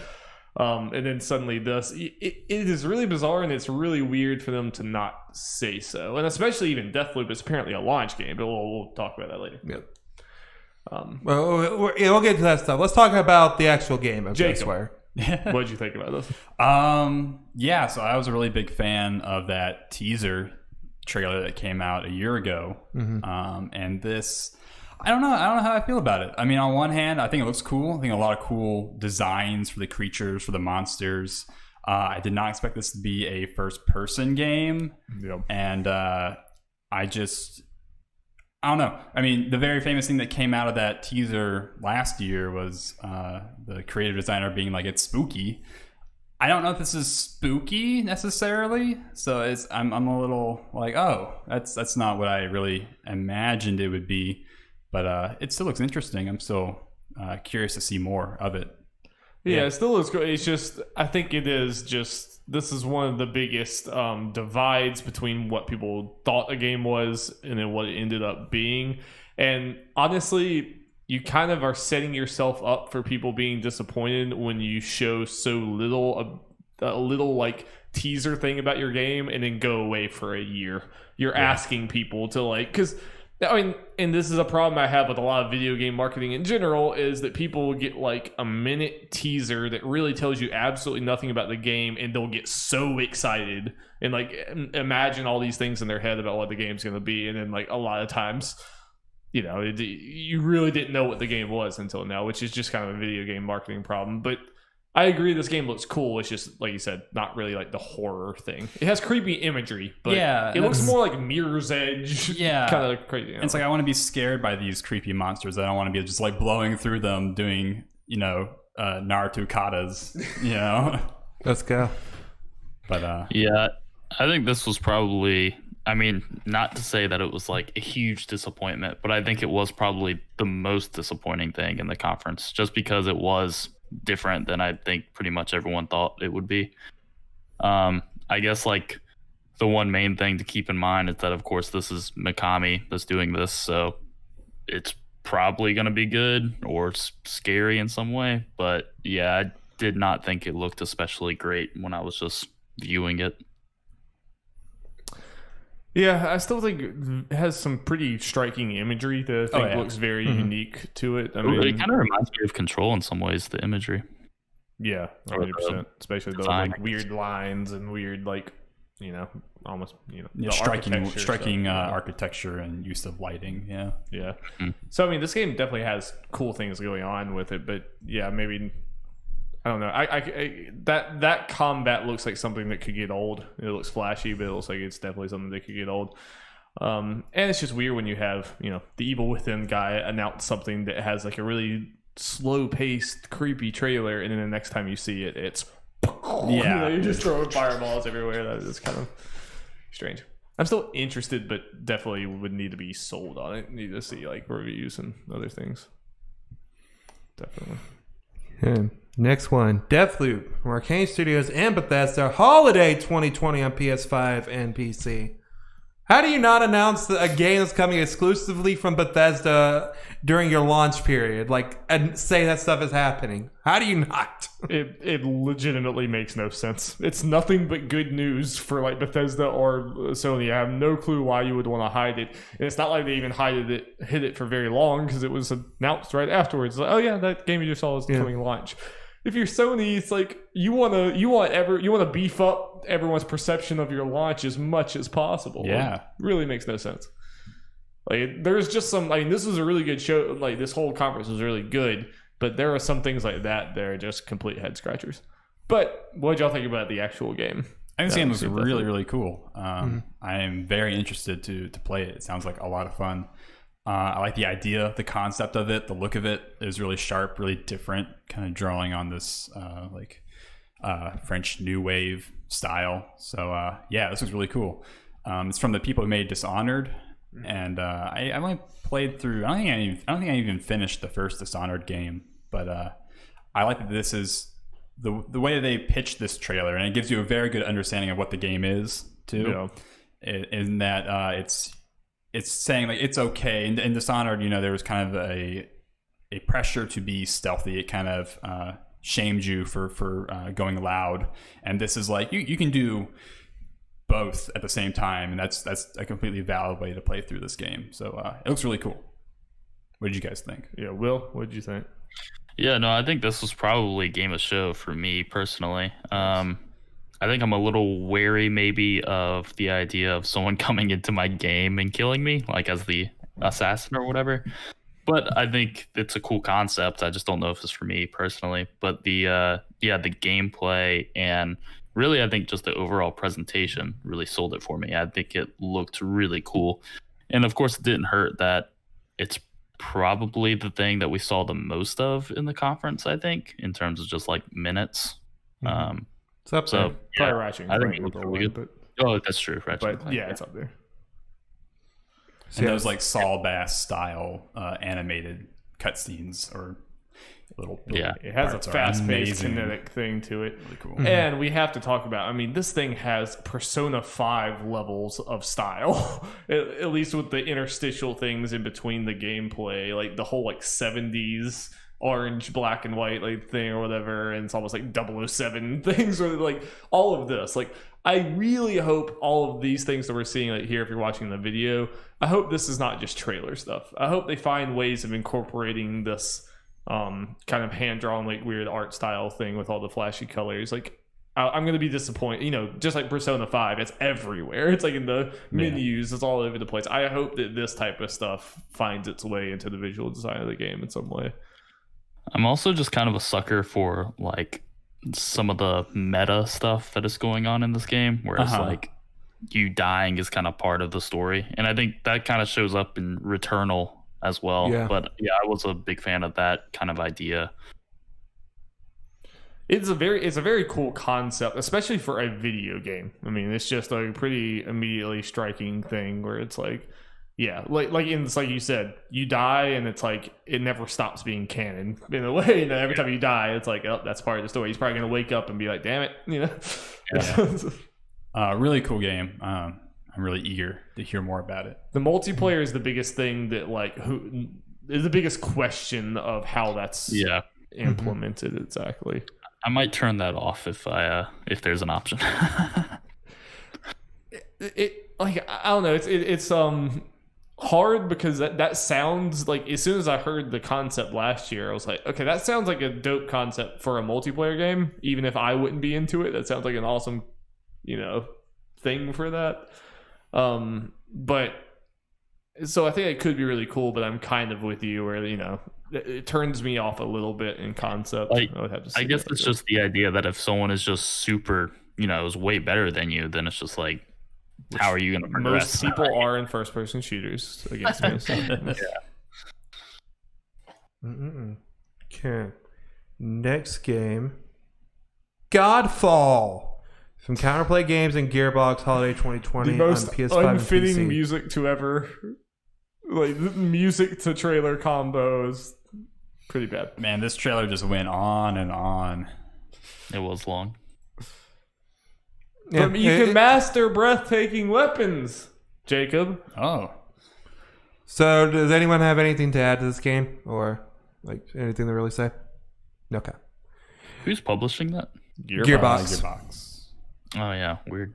I can almost promise you this is going to be a game that comes out at launch, no one really cares, and then we kind of forget it exists. We're like, I remember Godfall. We really think that's the fate of this game. But maybe I'm wrong. Maybe. Or it's ones that a certain amount of people just never stop talking about ever. Maybe. And it just silently does well in the background. But also this trailer screams big corporation that's like, the kids like rap music. You should put rap music in your trailer. And the person's like, that doesn't fit our game at all. I don't care. Just do it. I can't really remember. Is it multiplayer? What's going on? I think it's like Destiny with your a weird night thing. They called it a looter slasher. Ah, I see. A schlusher. Slushy. A slushy. Yep, a slushy. Let's see. We got the next game, Project Athia. From Luminous Productions and Square Enix, coming to PS5 and PC, maybe never. It looks pretty. Yep. It looks really written pretty. by Gary Whitta, so I'm into that. Yeah.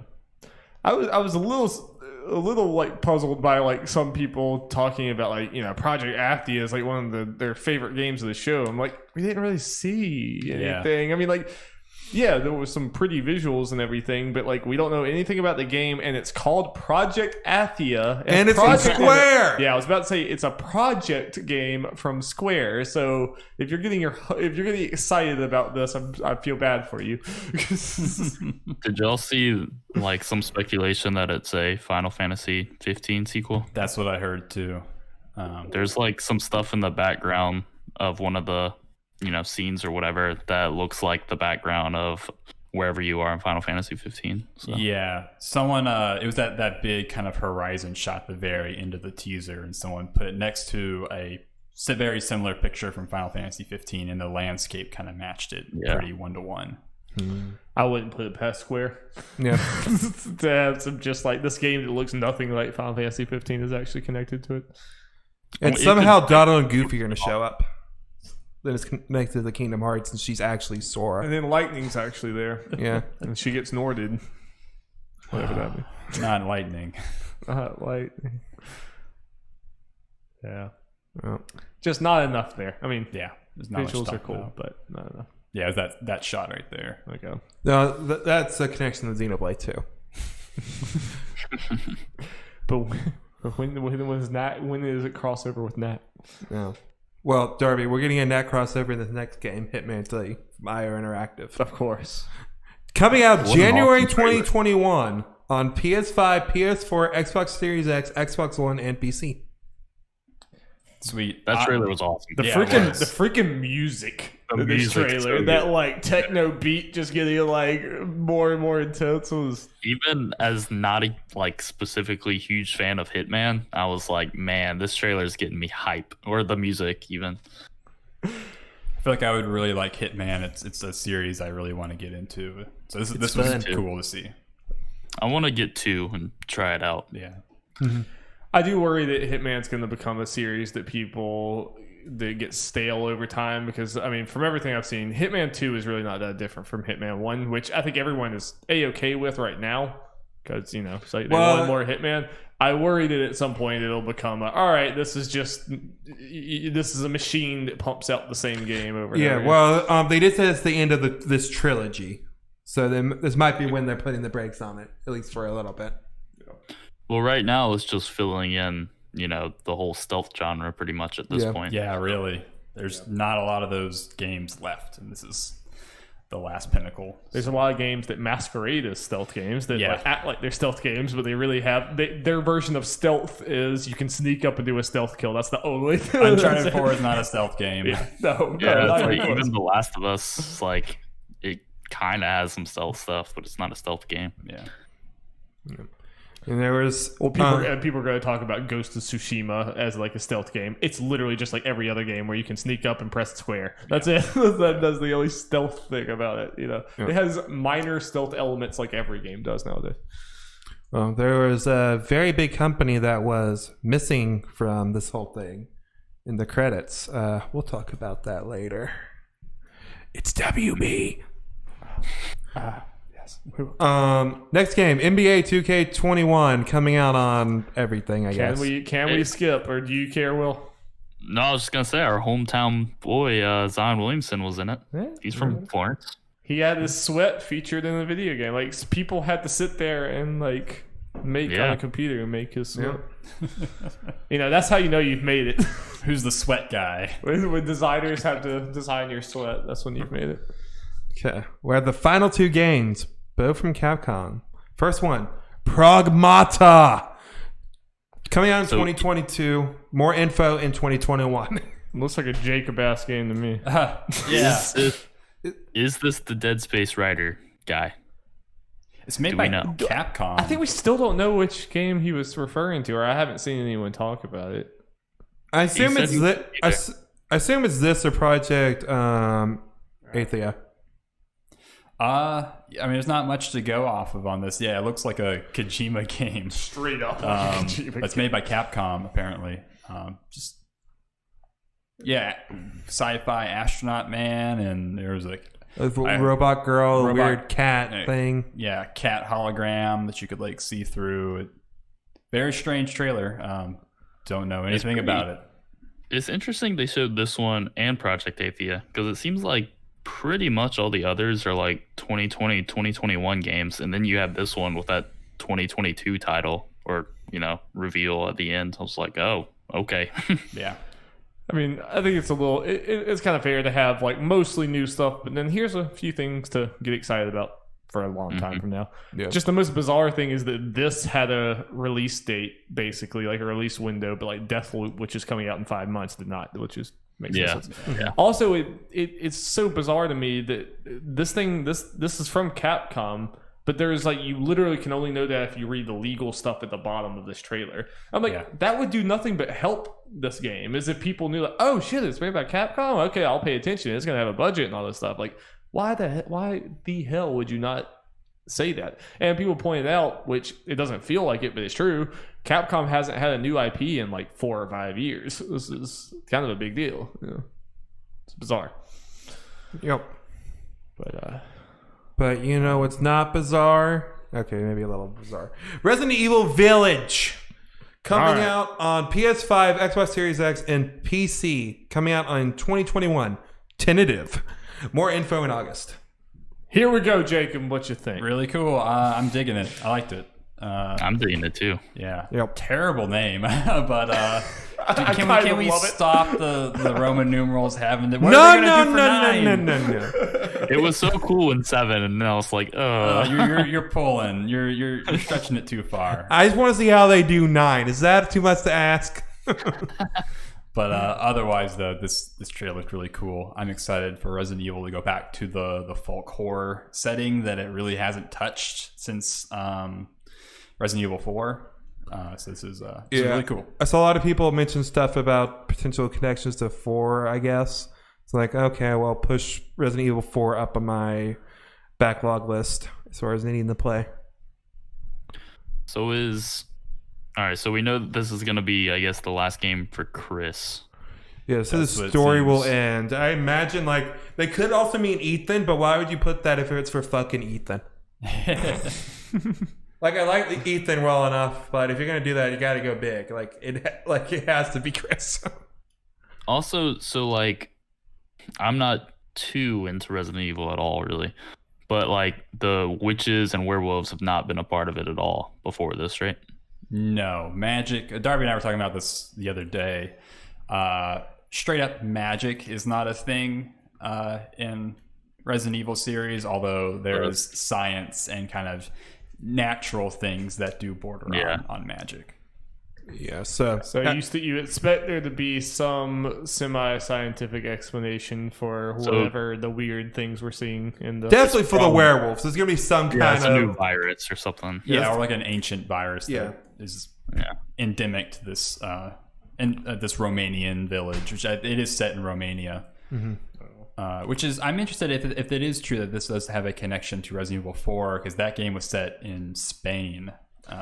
So it can't. I don't think it can be the same place unless they're going to retcon the setting of 4, which would seem. I saw people discuss it. I knew this was in Romania. I saw that, but I didn't know when 4 was taking place. So that just might be people trying to find connections to other games. Yeah, people have said that the environment's like, some people are like, oh, is that the castle from 4? And people say it looks different. I mean, I don't know, just taking people. I'll play 4 anyway, because why not? Waiting for that remake, right?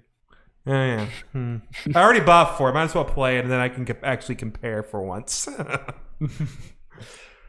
Yeah, it's interesting. I mean, I'm probably not going to play this game either way, so really, who cares what I think? But I do think that, I mean, this setting is more immediately interesting to me than the backwoods redneck people, Resident Evil 7. That was kind of interesting too, but this is, I'm more interested in this. You think it will be VR? I'm gonna say no. Yeah, I'm gonna go with no, unless they release a PlayStation VR 2, which I don't think they will by the time this game's out, or at all. Yeah, I don't think they will at all. But. Yeah, I don't think they will at all. But even if they are, but I feel like they will mid-generation. Potentially, I just don't. We have no VR game, like any indication they're releasing a VR game past Iron Man. So I'm just not gonna get my hopes up or really think. I have no reason to think they are. But a couple. I do think this game doesn't necessarily. I mean, I know we're not watching very quality stream here or whatever, but I mean, this definitely looks like a PS4 game to me in a lot of ways. Yeah. I mean, it doesn't really look like any. I mean, and it probably is, but they haven't announced it for it. I mean, I guess they still could, but as of right now, it's just for next gen and PC. Okay, maybe not. Again, a couple things. It says it's coming out in 2021, but in one of the things later, they said they just had tentative next to it, so that could mean either it's actually late 2021 is when they're planning instead of early like all the other ones have, and then it could also be pushed back into 2022. That might have been a COVID. We're just going to cover our bases here because we don't know what. Yeah. Also, like, Darby, keep on playing the video. Why is Chris killing Mia? Sorry, I forgot about this. Right. So I guess for people who don't know, we're going to spoil Resident Evil 7. We're just going to do it.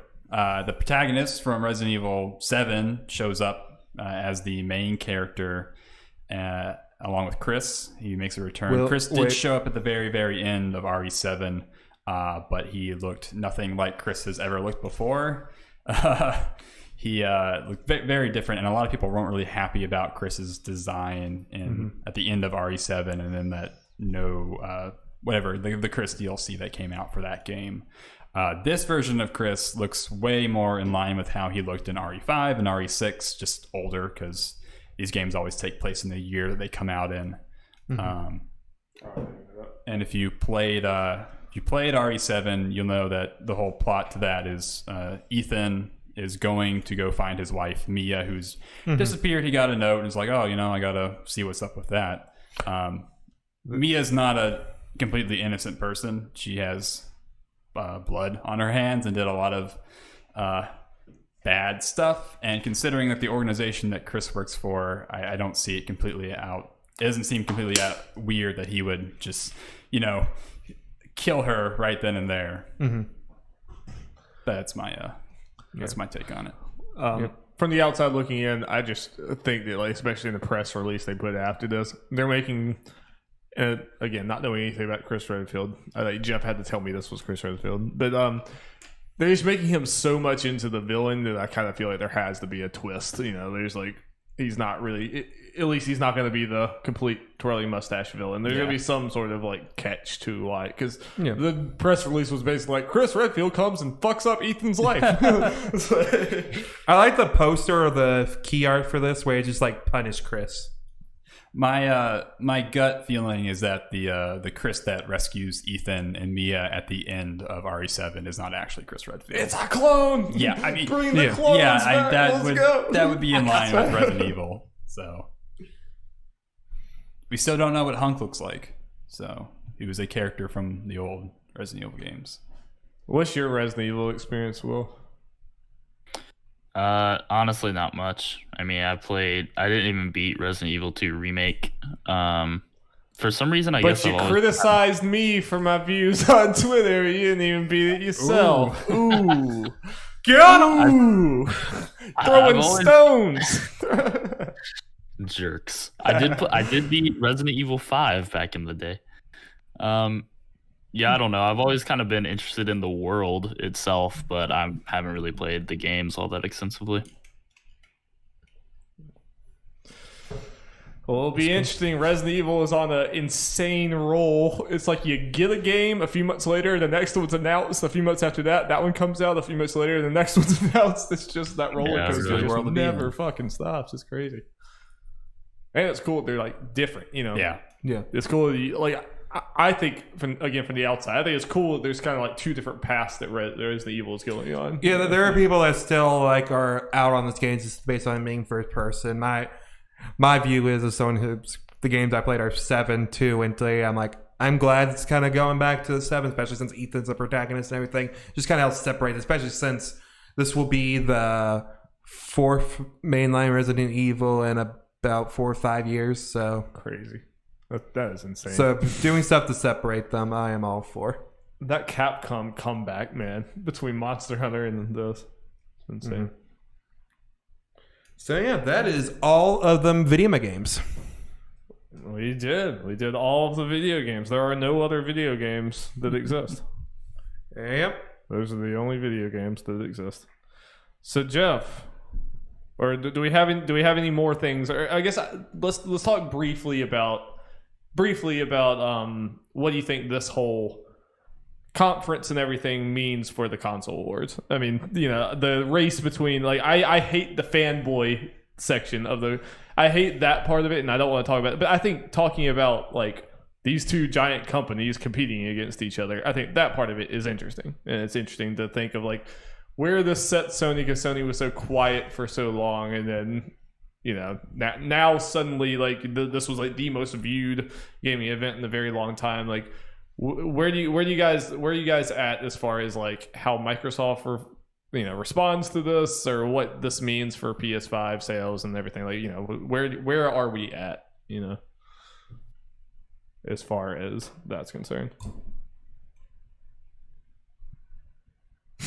No one jumped at once. There's so many people hearing over the thing. I was let's see if anyone else has something William, to say. what do you think? He's gonna bite. I'll just start yelling at people. William. That's fine. Yeah, I think I mean, it's one of those things where I guess Xbox was just kind of screwed because they went first, which seems to happen a lot to them.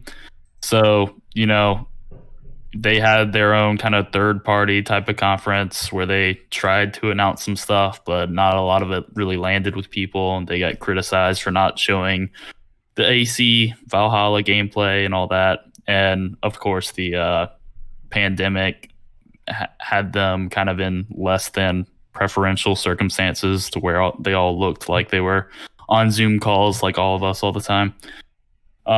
Whereas this one was, really quite professionally done. It was game after game after game. They pretty much showed their entire first-party lineup for the next year or more. So it's just different the way that they have done this, because we know that Xbox is going to have something else in July.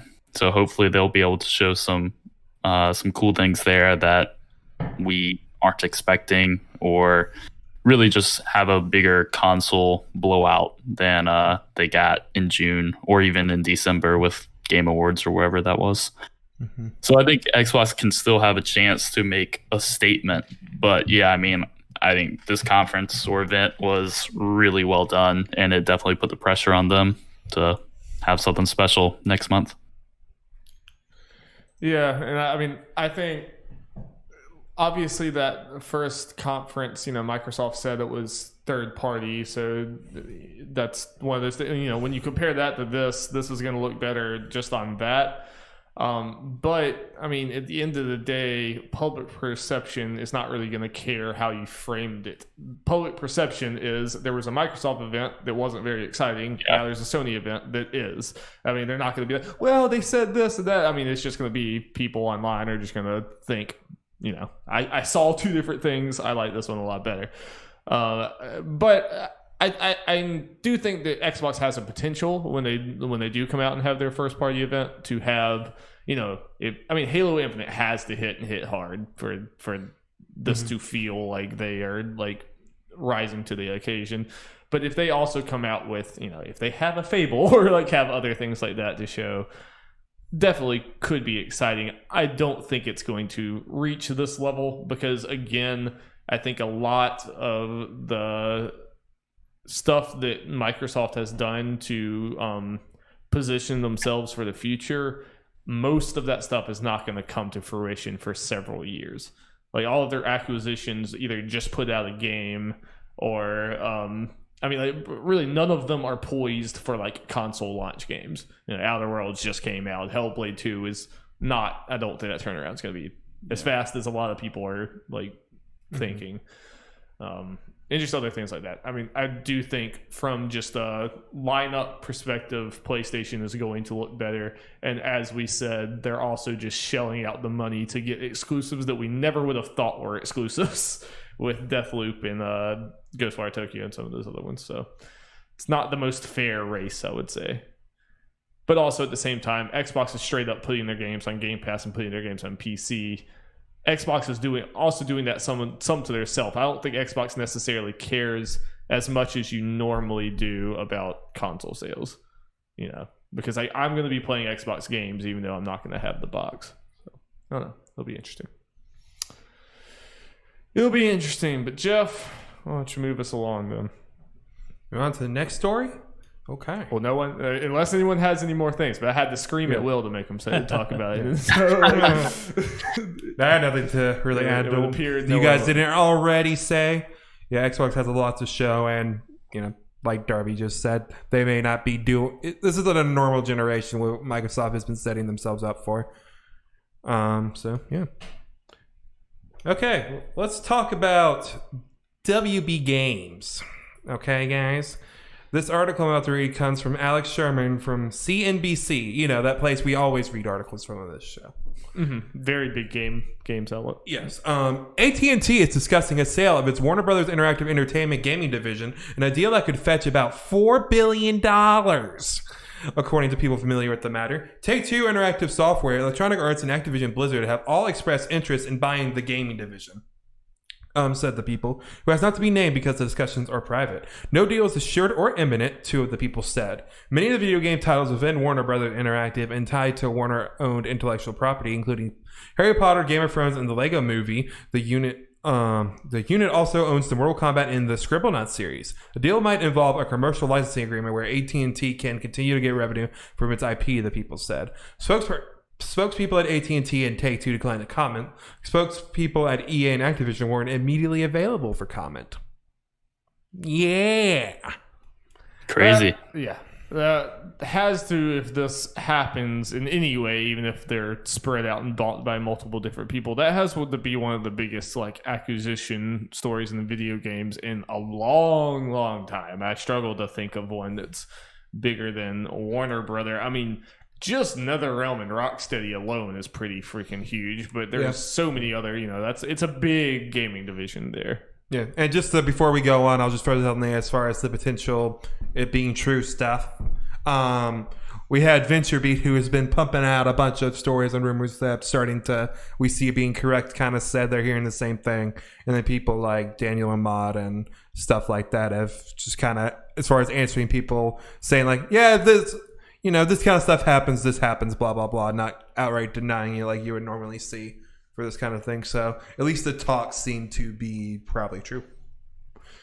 Yeah. But yeah, this will be crazy. Not surprising that the three named Take-Two, EA, and Activision are the ones really in talk, because they're probably about the only video game companies that have the money to pull this off. Yeah. From what it sounds like, Sony and Microsoft wouldn't even necessarily have the funds to buy or pay the $4 billion to get all of it that's talked about in here. If AT&T sells studios piecemeal and just kind of do it one by one, potentially, other companies could do it. But if it's an all or nothing thing, I don't see how it's not one of these three companies. Yeah, and those three companies are the ones that are way more known for picking up and putting down studios, whereas the big three console holders are usually more, dance with the one that brought you. They usually like they have their core staple, and that's about it. And whether they have any say to it in it is up for debate, but I would think like NetherRealm and everything, like they make so much money on Mortal Kombat and stuff, selling it everywhere you could possibly want to buy it. It was like, it would suck if they were like held exclusive to one thing. That would it'll be Nintendo. Could you imagine? Scorpion and Smash, guys. This is kind of, I don't know. I think some of the EA Activision hate, like it sounds like it's something that normally would be like an overblown meme, but it's kind of not. Both of those companies kind of suck with a lot of their practices. It's one of the few things in video games that I think is actually not really exaggerated, because like they'll literally remake Crash Bandicoot and then put microtransactions in it. I mean, like they're a machine. It's a machine that just produces out money-making opportunities, and that's not necessarily encouraging, especially when like stuff like Mortal Kombat is already money grabby enough as it is. Yeah. Mortal Kombat Battle Royale. Time. Yeah, big news to look out for, or to keep an eye out for in the future, of who acquires Warner Brothers. Well, and also something that me and Jeff talked about a little bit yesterday was, what does this necessarily mean for like if Rocksteady gets bought by someone else? Suddenly, like right now they're making a Batman game, which is owned by Warner Brothers. If they're bought by EA, can they still keep making Batman games? Warner Brothers? I mean, the whole deal with the intellectual property is going to be really interesting, because obviously there's also that Harry Potter game. And I'm sure there's another DC game made by WB Studios happening. So, yeah, it's going to be interesting how they navigate that whole situation. Mm-hmm. Yeah, I mean, this article does mention that there's talks for AT&T licensing out the IPs, which would make sense, and that's just extra money for them that that they don't have to really put any money into these games necessarily. So that makes sense. But potentially, that could just stop at any time. And then you have Rocksteady, who's known for making Batman games, not having access to that IP. And who knows, like, for like NetherRealm, for instance, if they do get sold, would the IP go with them? Or would AT&T just keep all the IP, whether it's, primarily video game focused or not? And does that change the calculus for some of these developers when suddenly now they're licensing out an IP instead of working on the IP that their parent company owns? I mean, they're going to make less money probably. I mean, I don't know exactly how it works. But that might change how much they want to keep working on those properties, or it also might just change the ease of access they have to it. Because like right now, Mortal Kombat's like, we want a film character, well, we have Warner Brothers right there, you know. We have all this stuff with Batman. It's like, I mean, you know, I'm sure Warner Brothers like keeps hold of some things they do, but at some point it's like, okay, we own Batman, go crazy. If they're like owned by EA, is Warner Brothers like, I don't really know if we want to give EA full access to everything, but it might just make everything like slightly harder. Yeah, like it NetherRealm went to a different, like someone else owned NetherRealm, and the whole license thing was a thing, or they weren't already working on the next Injustice game. I wouldn't expect an Injustice game because I don't think NetherRealm would want to deal with a property that's not already owned by, you know, their company. They wouldn't want to license out a full roster full of games. Like crossover stuff, sure, but not like the whole roster they have to license and I pretty much discuss with a whole different company. It's one thing to talk about with your parent company, one to do with a whole separate company, even if you were once owned by that company. Yeah, it is weird. Both of those companies are very known for one thing, and that one thing is owned by Warner Brothers. They're not really developers that have done a bunch of different things, you know. Mm-hmm. They're both known for their like one or two IPs. Again, I mentioned the Darby. I think if NetherRealm were sold without the Mortal Kombat IP, Ed Boon would just probably retire. Probably. Honestly. That would be a very weird thing, NetherRealm without Mortal Kombat. Yeah. And then Arc System Works makes the next Mortal Kombat, and it's super anime. Let's go, baby.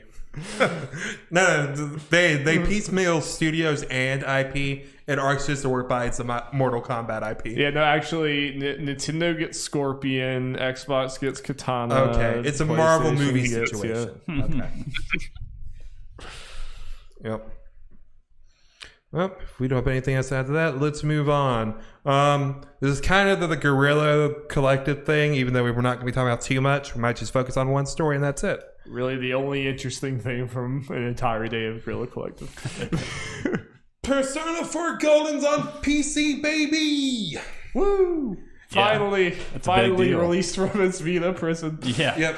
And can we just talk about how crazy it is that Greg Miller, the man of South, personally killed the Vita? Put that final blow by announcing Persona 4 betrayal, Golden. Man. Top 10 anime betrayals. Yep. So yeah, Vita's officially dead, which is kind of the funny part of the story. The last little thing is like, oh, that's worth having a Vita around. Nah, not anymore. Yeah, that was really the last big Vita exclusive game left, like stuck on that console. Because I mean, Gravity Rush came out on PlayStation 4, Tearaway. Mm-hmm. There might be the Uncharted Vita game that's still on there, but who cares about that?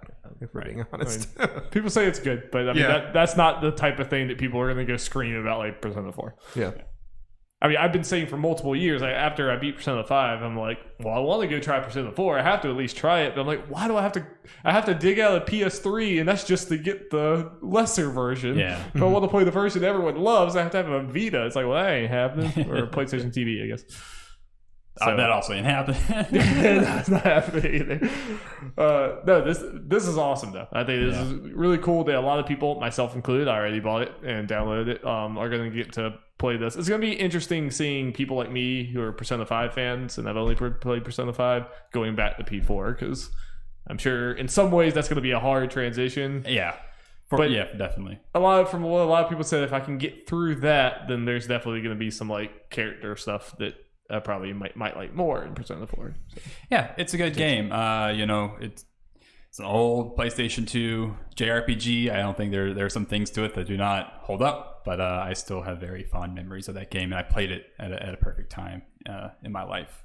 So, yeah, that's cool. It's cool. It's on PC now. Yeah, and one last thing I'll say about it. I did notice, like, I booted it up and just played like the first little bit. I didn't do much, and then I had to stop. But I did notice, I don't know if there's any other things that come with the PC version, but the PC version does come with a cool new difficulty option thing where it's like very robust. You can change very specific things about the difficulty. You can change like damage given, damage received, experience, and then like all these other things like up and down how you want it. And you can do that anytime you want. When so many JRPGs, it's usually like you can't move up, or you can't like once you move down or anything like that. Which that was nice. I played a decent chunk of Persona 5 on easy because it's just such a long game, and I just kind of wanted to get the story at a nice clip and everything like that, and I just enjoyed it more that way. Nice. So that's cool. There's probably other PC port new things, but I'm not sure where they are. Where the fuck's the Switch version? Sorry, I had to throw it out there. No, I'm excited about this too. Like Persona 5, I did play I don't know how long I played the beginning of Persona 4. I do want to go back to it at some point, but obviously I'll do Persona 5 first. So the fact that, I can, whenever I do go back to Persona 4, it's not going to be on a Vita is nice. Yeah, it is. And maybe hopefully by then they might port it to like Switch or something, because it's the kind of game I would like to have in handheld. Or at least have the option. Yep. Okay, so that's all for that. A couple other highlights for me personally for Guerrilla Collective. Chris Tales, the game I talked about last year at E3 that had a demo that I really liked. Coming out November 17th on about everything. Switch, PC, current gen, Xbox, PlayStation, next gen ones, let's go. Well, it said next gen later on. That does not mean the next gen consoles are going to be out by November 17th. And Ghost Runner, a really cool game, got a new trailer. Looks dope, coming out in 2020. Yep, both of those look pretty cool. Other quick headlines, real quick. Then we can get into betting updates. Gods and Monsters, the game that was announced at Ubisoft's E3 conference last year and was supposed to come out 4 months ago, we still haven't seen any gameplay. Well, until this week. We got some leaked gameplay thanks to Stadia. Yeah, that happened. It's very early. It apparently from a year ago. It is very rough. It looks exactly like Breath of the Wild. Yeah, it's pretty crazy how similar to Breath of the Wild. It has like the exact same stamina wheel as Breath of the Wild. Even the animation looks the same. And everything else. It's also funny that this basically just seems like it happened because someone just pressed the wrong button on Stadia. Put it out early. Put it out live. So that's funny. Look forward to seeing Gods and Monsters and its new name next month at Ubisoft. Ubisoft's take on Breath of the Wild, I suppose. Yep. And we got a new Paper Mario trailer, baby. Looks great. You get to went over some new characters, went over bosses like a case full of colored pencils. I'm a little more interested in this game now. Yeah, I was about to ask where Did you watch the trailer? No, but I saw that. I'm like, okay, so if you're fighting like stationary, I'm down for that. A rubber band man. Well, yeah, they went through bosses like they don't even have crazy names. It's literally colored pencil, tape, like, rubber band ball. Yeah. It's really funny. I'm here for all this. So I'm excited about that. Okay. Oh wait, I was gonna say I do want to shout out on itch.io. There is a bundle going on where you can. I've already bought this. Yeah, you can get for $5 over 1,000 games. Itch is kind of like a marketplace, kind of like Steam for independent creators, and I'm pretty sure all of the profit goes to the creators. Yep. They're kind of doing a bundle for $5. Like I said, you can get over 1,000 games, and they are splitting that bundle. I think half of it goes to the NAACP, and then half goes to a bail fund. It's a bundle for racial justice and equality. So it is at 6.6 million of its 5 million goal. Unfortunately, at the time of this recording, there's 1 day and 11 hours left. So get on that if you want to donate to that. But, and it includes like Night in the Woods and Celeste and all the other shit. And a short hike, which I'm excited to play. Yep, I already downloaded that one. Yeah, there's some big indies in there, like Night in the Woods, Celeste, Oxenfree's in there too, and tons of Minute Pyres. is another one. Yeah, Pyres also in there. Pyres is sweet. Yep. Yeah, I just looked through and there's a lot of games to look through. Democratic Socialism Simulator. Diaries of it, Cat lateral damage. That is a stream right. That is a little let's play right there. Kids is on there. I wrote a review for that, so you can check that out. Nice. And I know Diaries of a Spaceport Janitor. A lot of people really like that game. Piku Niku. Heard that one. Yeah, so it's a great deal. So get on it.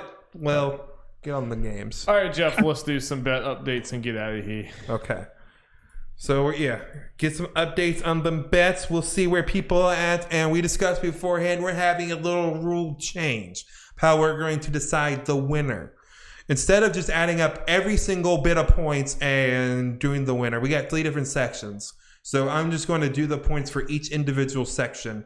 And the winner of those gets like an overall point. And those points are what decides the winner. And if we have a tie, whether it be 3 ways or a 2-way tie because multiple people tie in multiple categories, then we will do some crazy tiebreaker thing that I come up with on the spot. So let's go. Let's go over it. So for the yes or no section, surprisingly, I guess, just the way I did it, none of those can been answered just based on what we've had. Crazy. So omit the entire section. Yep. Some stuff was related to the PS5, but it involves getting information about the Xbox Series X, and honestly, we didn't even get that information about the PS5. So now for the individual game section, we had 3 games that we were able to add to this list. Stuff could change for these because it's till the end of August, so keep that in mind. First game, Horizon 2. Darby said we were going to get a regular trailer, an extended gameplay, and a release date. Will said cinematic, extended gameplay, and release date. And Jacob just said cinematic trailer. And we just got a cinematic trailer. So that means currently Darby gets -3 points. Nice. Will gets -1 point. Oh, wait, never mind. He had -2 at the moment. And Jacob gets a point. I gotta make a call, but y'all go ahead. Okay. Resident Evil 8. Darby said cinematic. Will said regular trailer. Jacob said we weren't seeing it at all. Damn, I was wrong. Yeah, we got a regular ass trailer. So Darby gets -1. Will gets 1 point. And Jacob, you get -1. And we're seeing something. They're going to show more in August. So we're going to just lose a bunch of points on that. Yeah. Well, Will, you're safe on that. Because they okay. already showed the thing you did. If they add something else, you don't lose points. Oh, okay. You only lose points if you say something's going to happen and it doesn't. Or if you're like Jacob and say nothing, then you lose points for everything that does happen. So you're safe for that one. Gotcha. Okay. Then Ghostwire Tokyo. Everyone said a regular trailer. That's all we got. What we got? So everyone is safe for that one. No points are going to be added or subtracted for that particular game. That is locked into place. So we are currently, as far as the points for this category, Darby at -3 points, Will at 0, and Jacob at 1 point.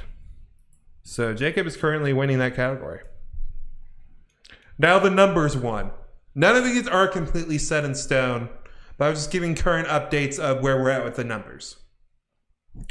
How many first-party games will be announced?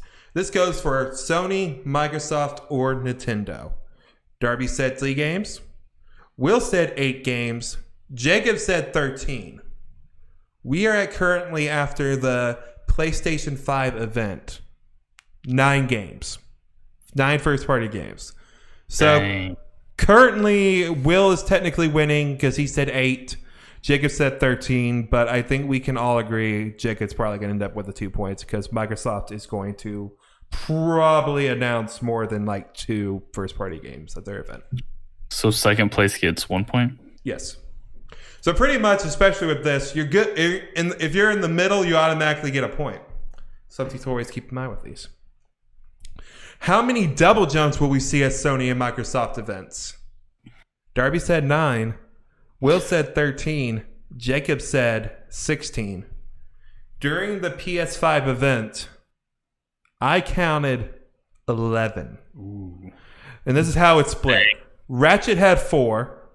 Sackboy had 3. Oddworld had 3. And Kana had 1. Kind of surprised Astro didn't have any, but Yeah. he technically doesn't double jump. He kind of jumps and then hovers. So that's where we're at. So Darby's current. Actually, it's a tie right now between Darby and Will. So Darby better hope no more double jumps.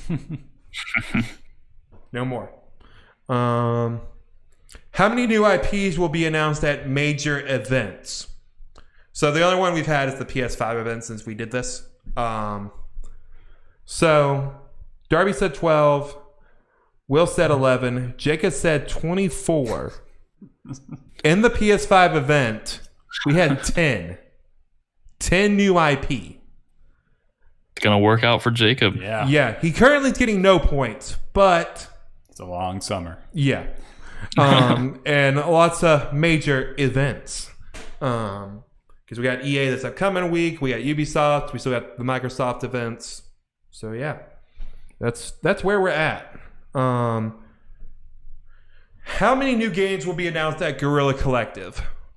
So I counted for the first day. I went through every single game. I'll need to double check on what happens today. I need them to pick up the pace so I can just stop fucking counting. Darby said 30. Will said 34. Jacob said 19. After the first day, we have 13 new game announcements. I looked over and searched probably about 100 games, and there are only 13 new games. I expected more. So, yeah, that's where we're at. Who knows how many more will get added because they kind of slowed down the announcements. So, Jacob, you're probably good on that one. Oh, fingers crossed. Because I looked at the list. They're games announced, but they're probably indie games from a couple years ago, which was a lot of you guys' reasoning for. Does not count. Yeah. For all that. And they are doubling up on games. Like, there are some games that are at 3 different showings during this Guerrilla thing, and it's absurd.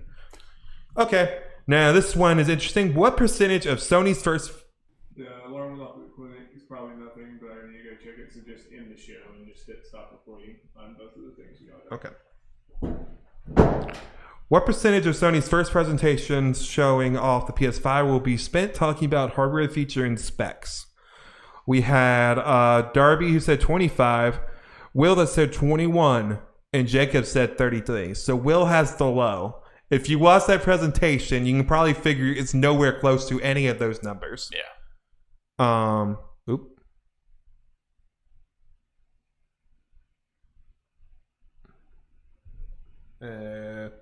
Try to, I guess, mess with that. I don't know what to click.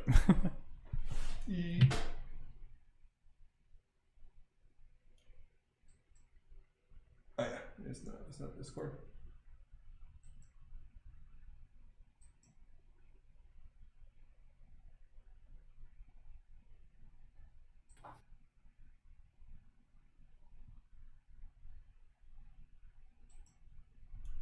Okay, sorry, Will. Okay. So, yeah, nowhere near that number. I was very generous with what I counted, just like that whole lead up to the PS5 show, it like actually showing the console.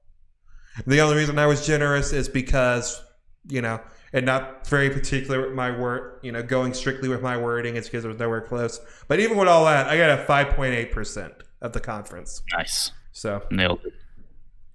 So, Will, you're guaranteed to, that's like the only numbers one that's like fully guaranteed at this point. You get those 2 points.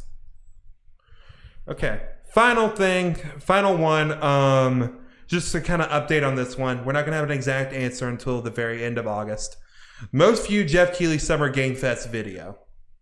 We had Darby that said 460K. Will that said 675K. And Jacob that said 495K.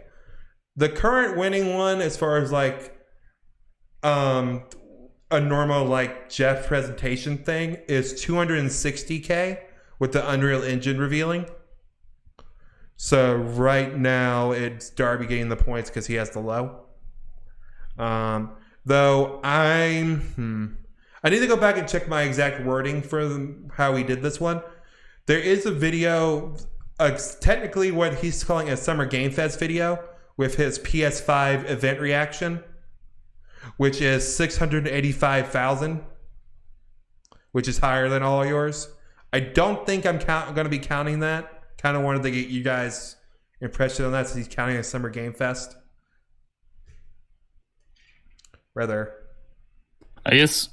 can just see going forward, I guess, a little bit, seeing what else he actually says as Summer Games Fest, because I feel like that term is really nebulous right now. Yeah.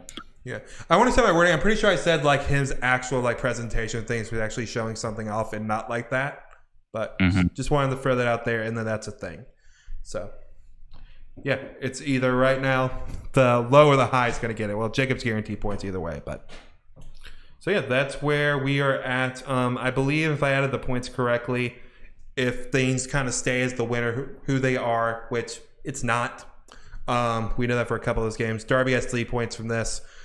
Will has 6 points, and Jacob has 1 point from the numbers, but that's going to change greatly, obviously. So yeah, that's where we're at. Those are the updates. Anyone have any objections to my rulings? I don't think so. Sounds fair to me. Okay. Well, that is it for this episode of the Nerds at Large Gaming Podcast. It's been a fun one, guys. I'm trying to think. Is this the first like regular episode that we've actually had all 4 of us? Maybe. Regular episode? Yeah. Yeah, I feel like it's normally like the specials and stuff where we actually get everyone. Yeah, we usually just do predictions or whatever. Yeah, so that's been really fun. Fun talking about the PS5 event, especially since it was so good. That's right. Yep.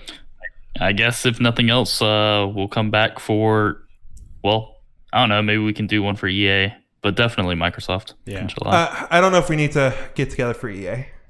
Yeah. For sure. Yeah, maybe like Ubisoft and Microsoft's thing, just depending when they are, we can get together, talk about that one. I can give some updates on things. But Sounds good. Yeah. Well, I guess as far as general stuff to plug, Last of Us Part 2 comes out next week. Comes out in 5 days as of this recording, so... And you finished my playthrough of the first one. Yeah, I gotta get on that. Well, obviously, talk about that game. I believe unless something has changed, Darby told me we are planning on doing a spoiler cast with Chad and Holden from Respawn Aim Fire. If you guys are playing it or whatever, we could also do a spoiler cast with that. We will gladly do like Final Fantasy 7 and have like 5 spoiler casts for this game. Nice. I assume. Yeah, some other stuff. Check out our new series, Settle It, where Darby and I play games against each other head to head. First episode is out where we play Smash, trying to get things started. And yeah, Fun. thank you for watching / listening. Bye bye. See ya. Have a good one.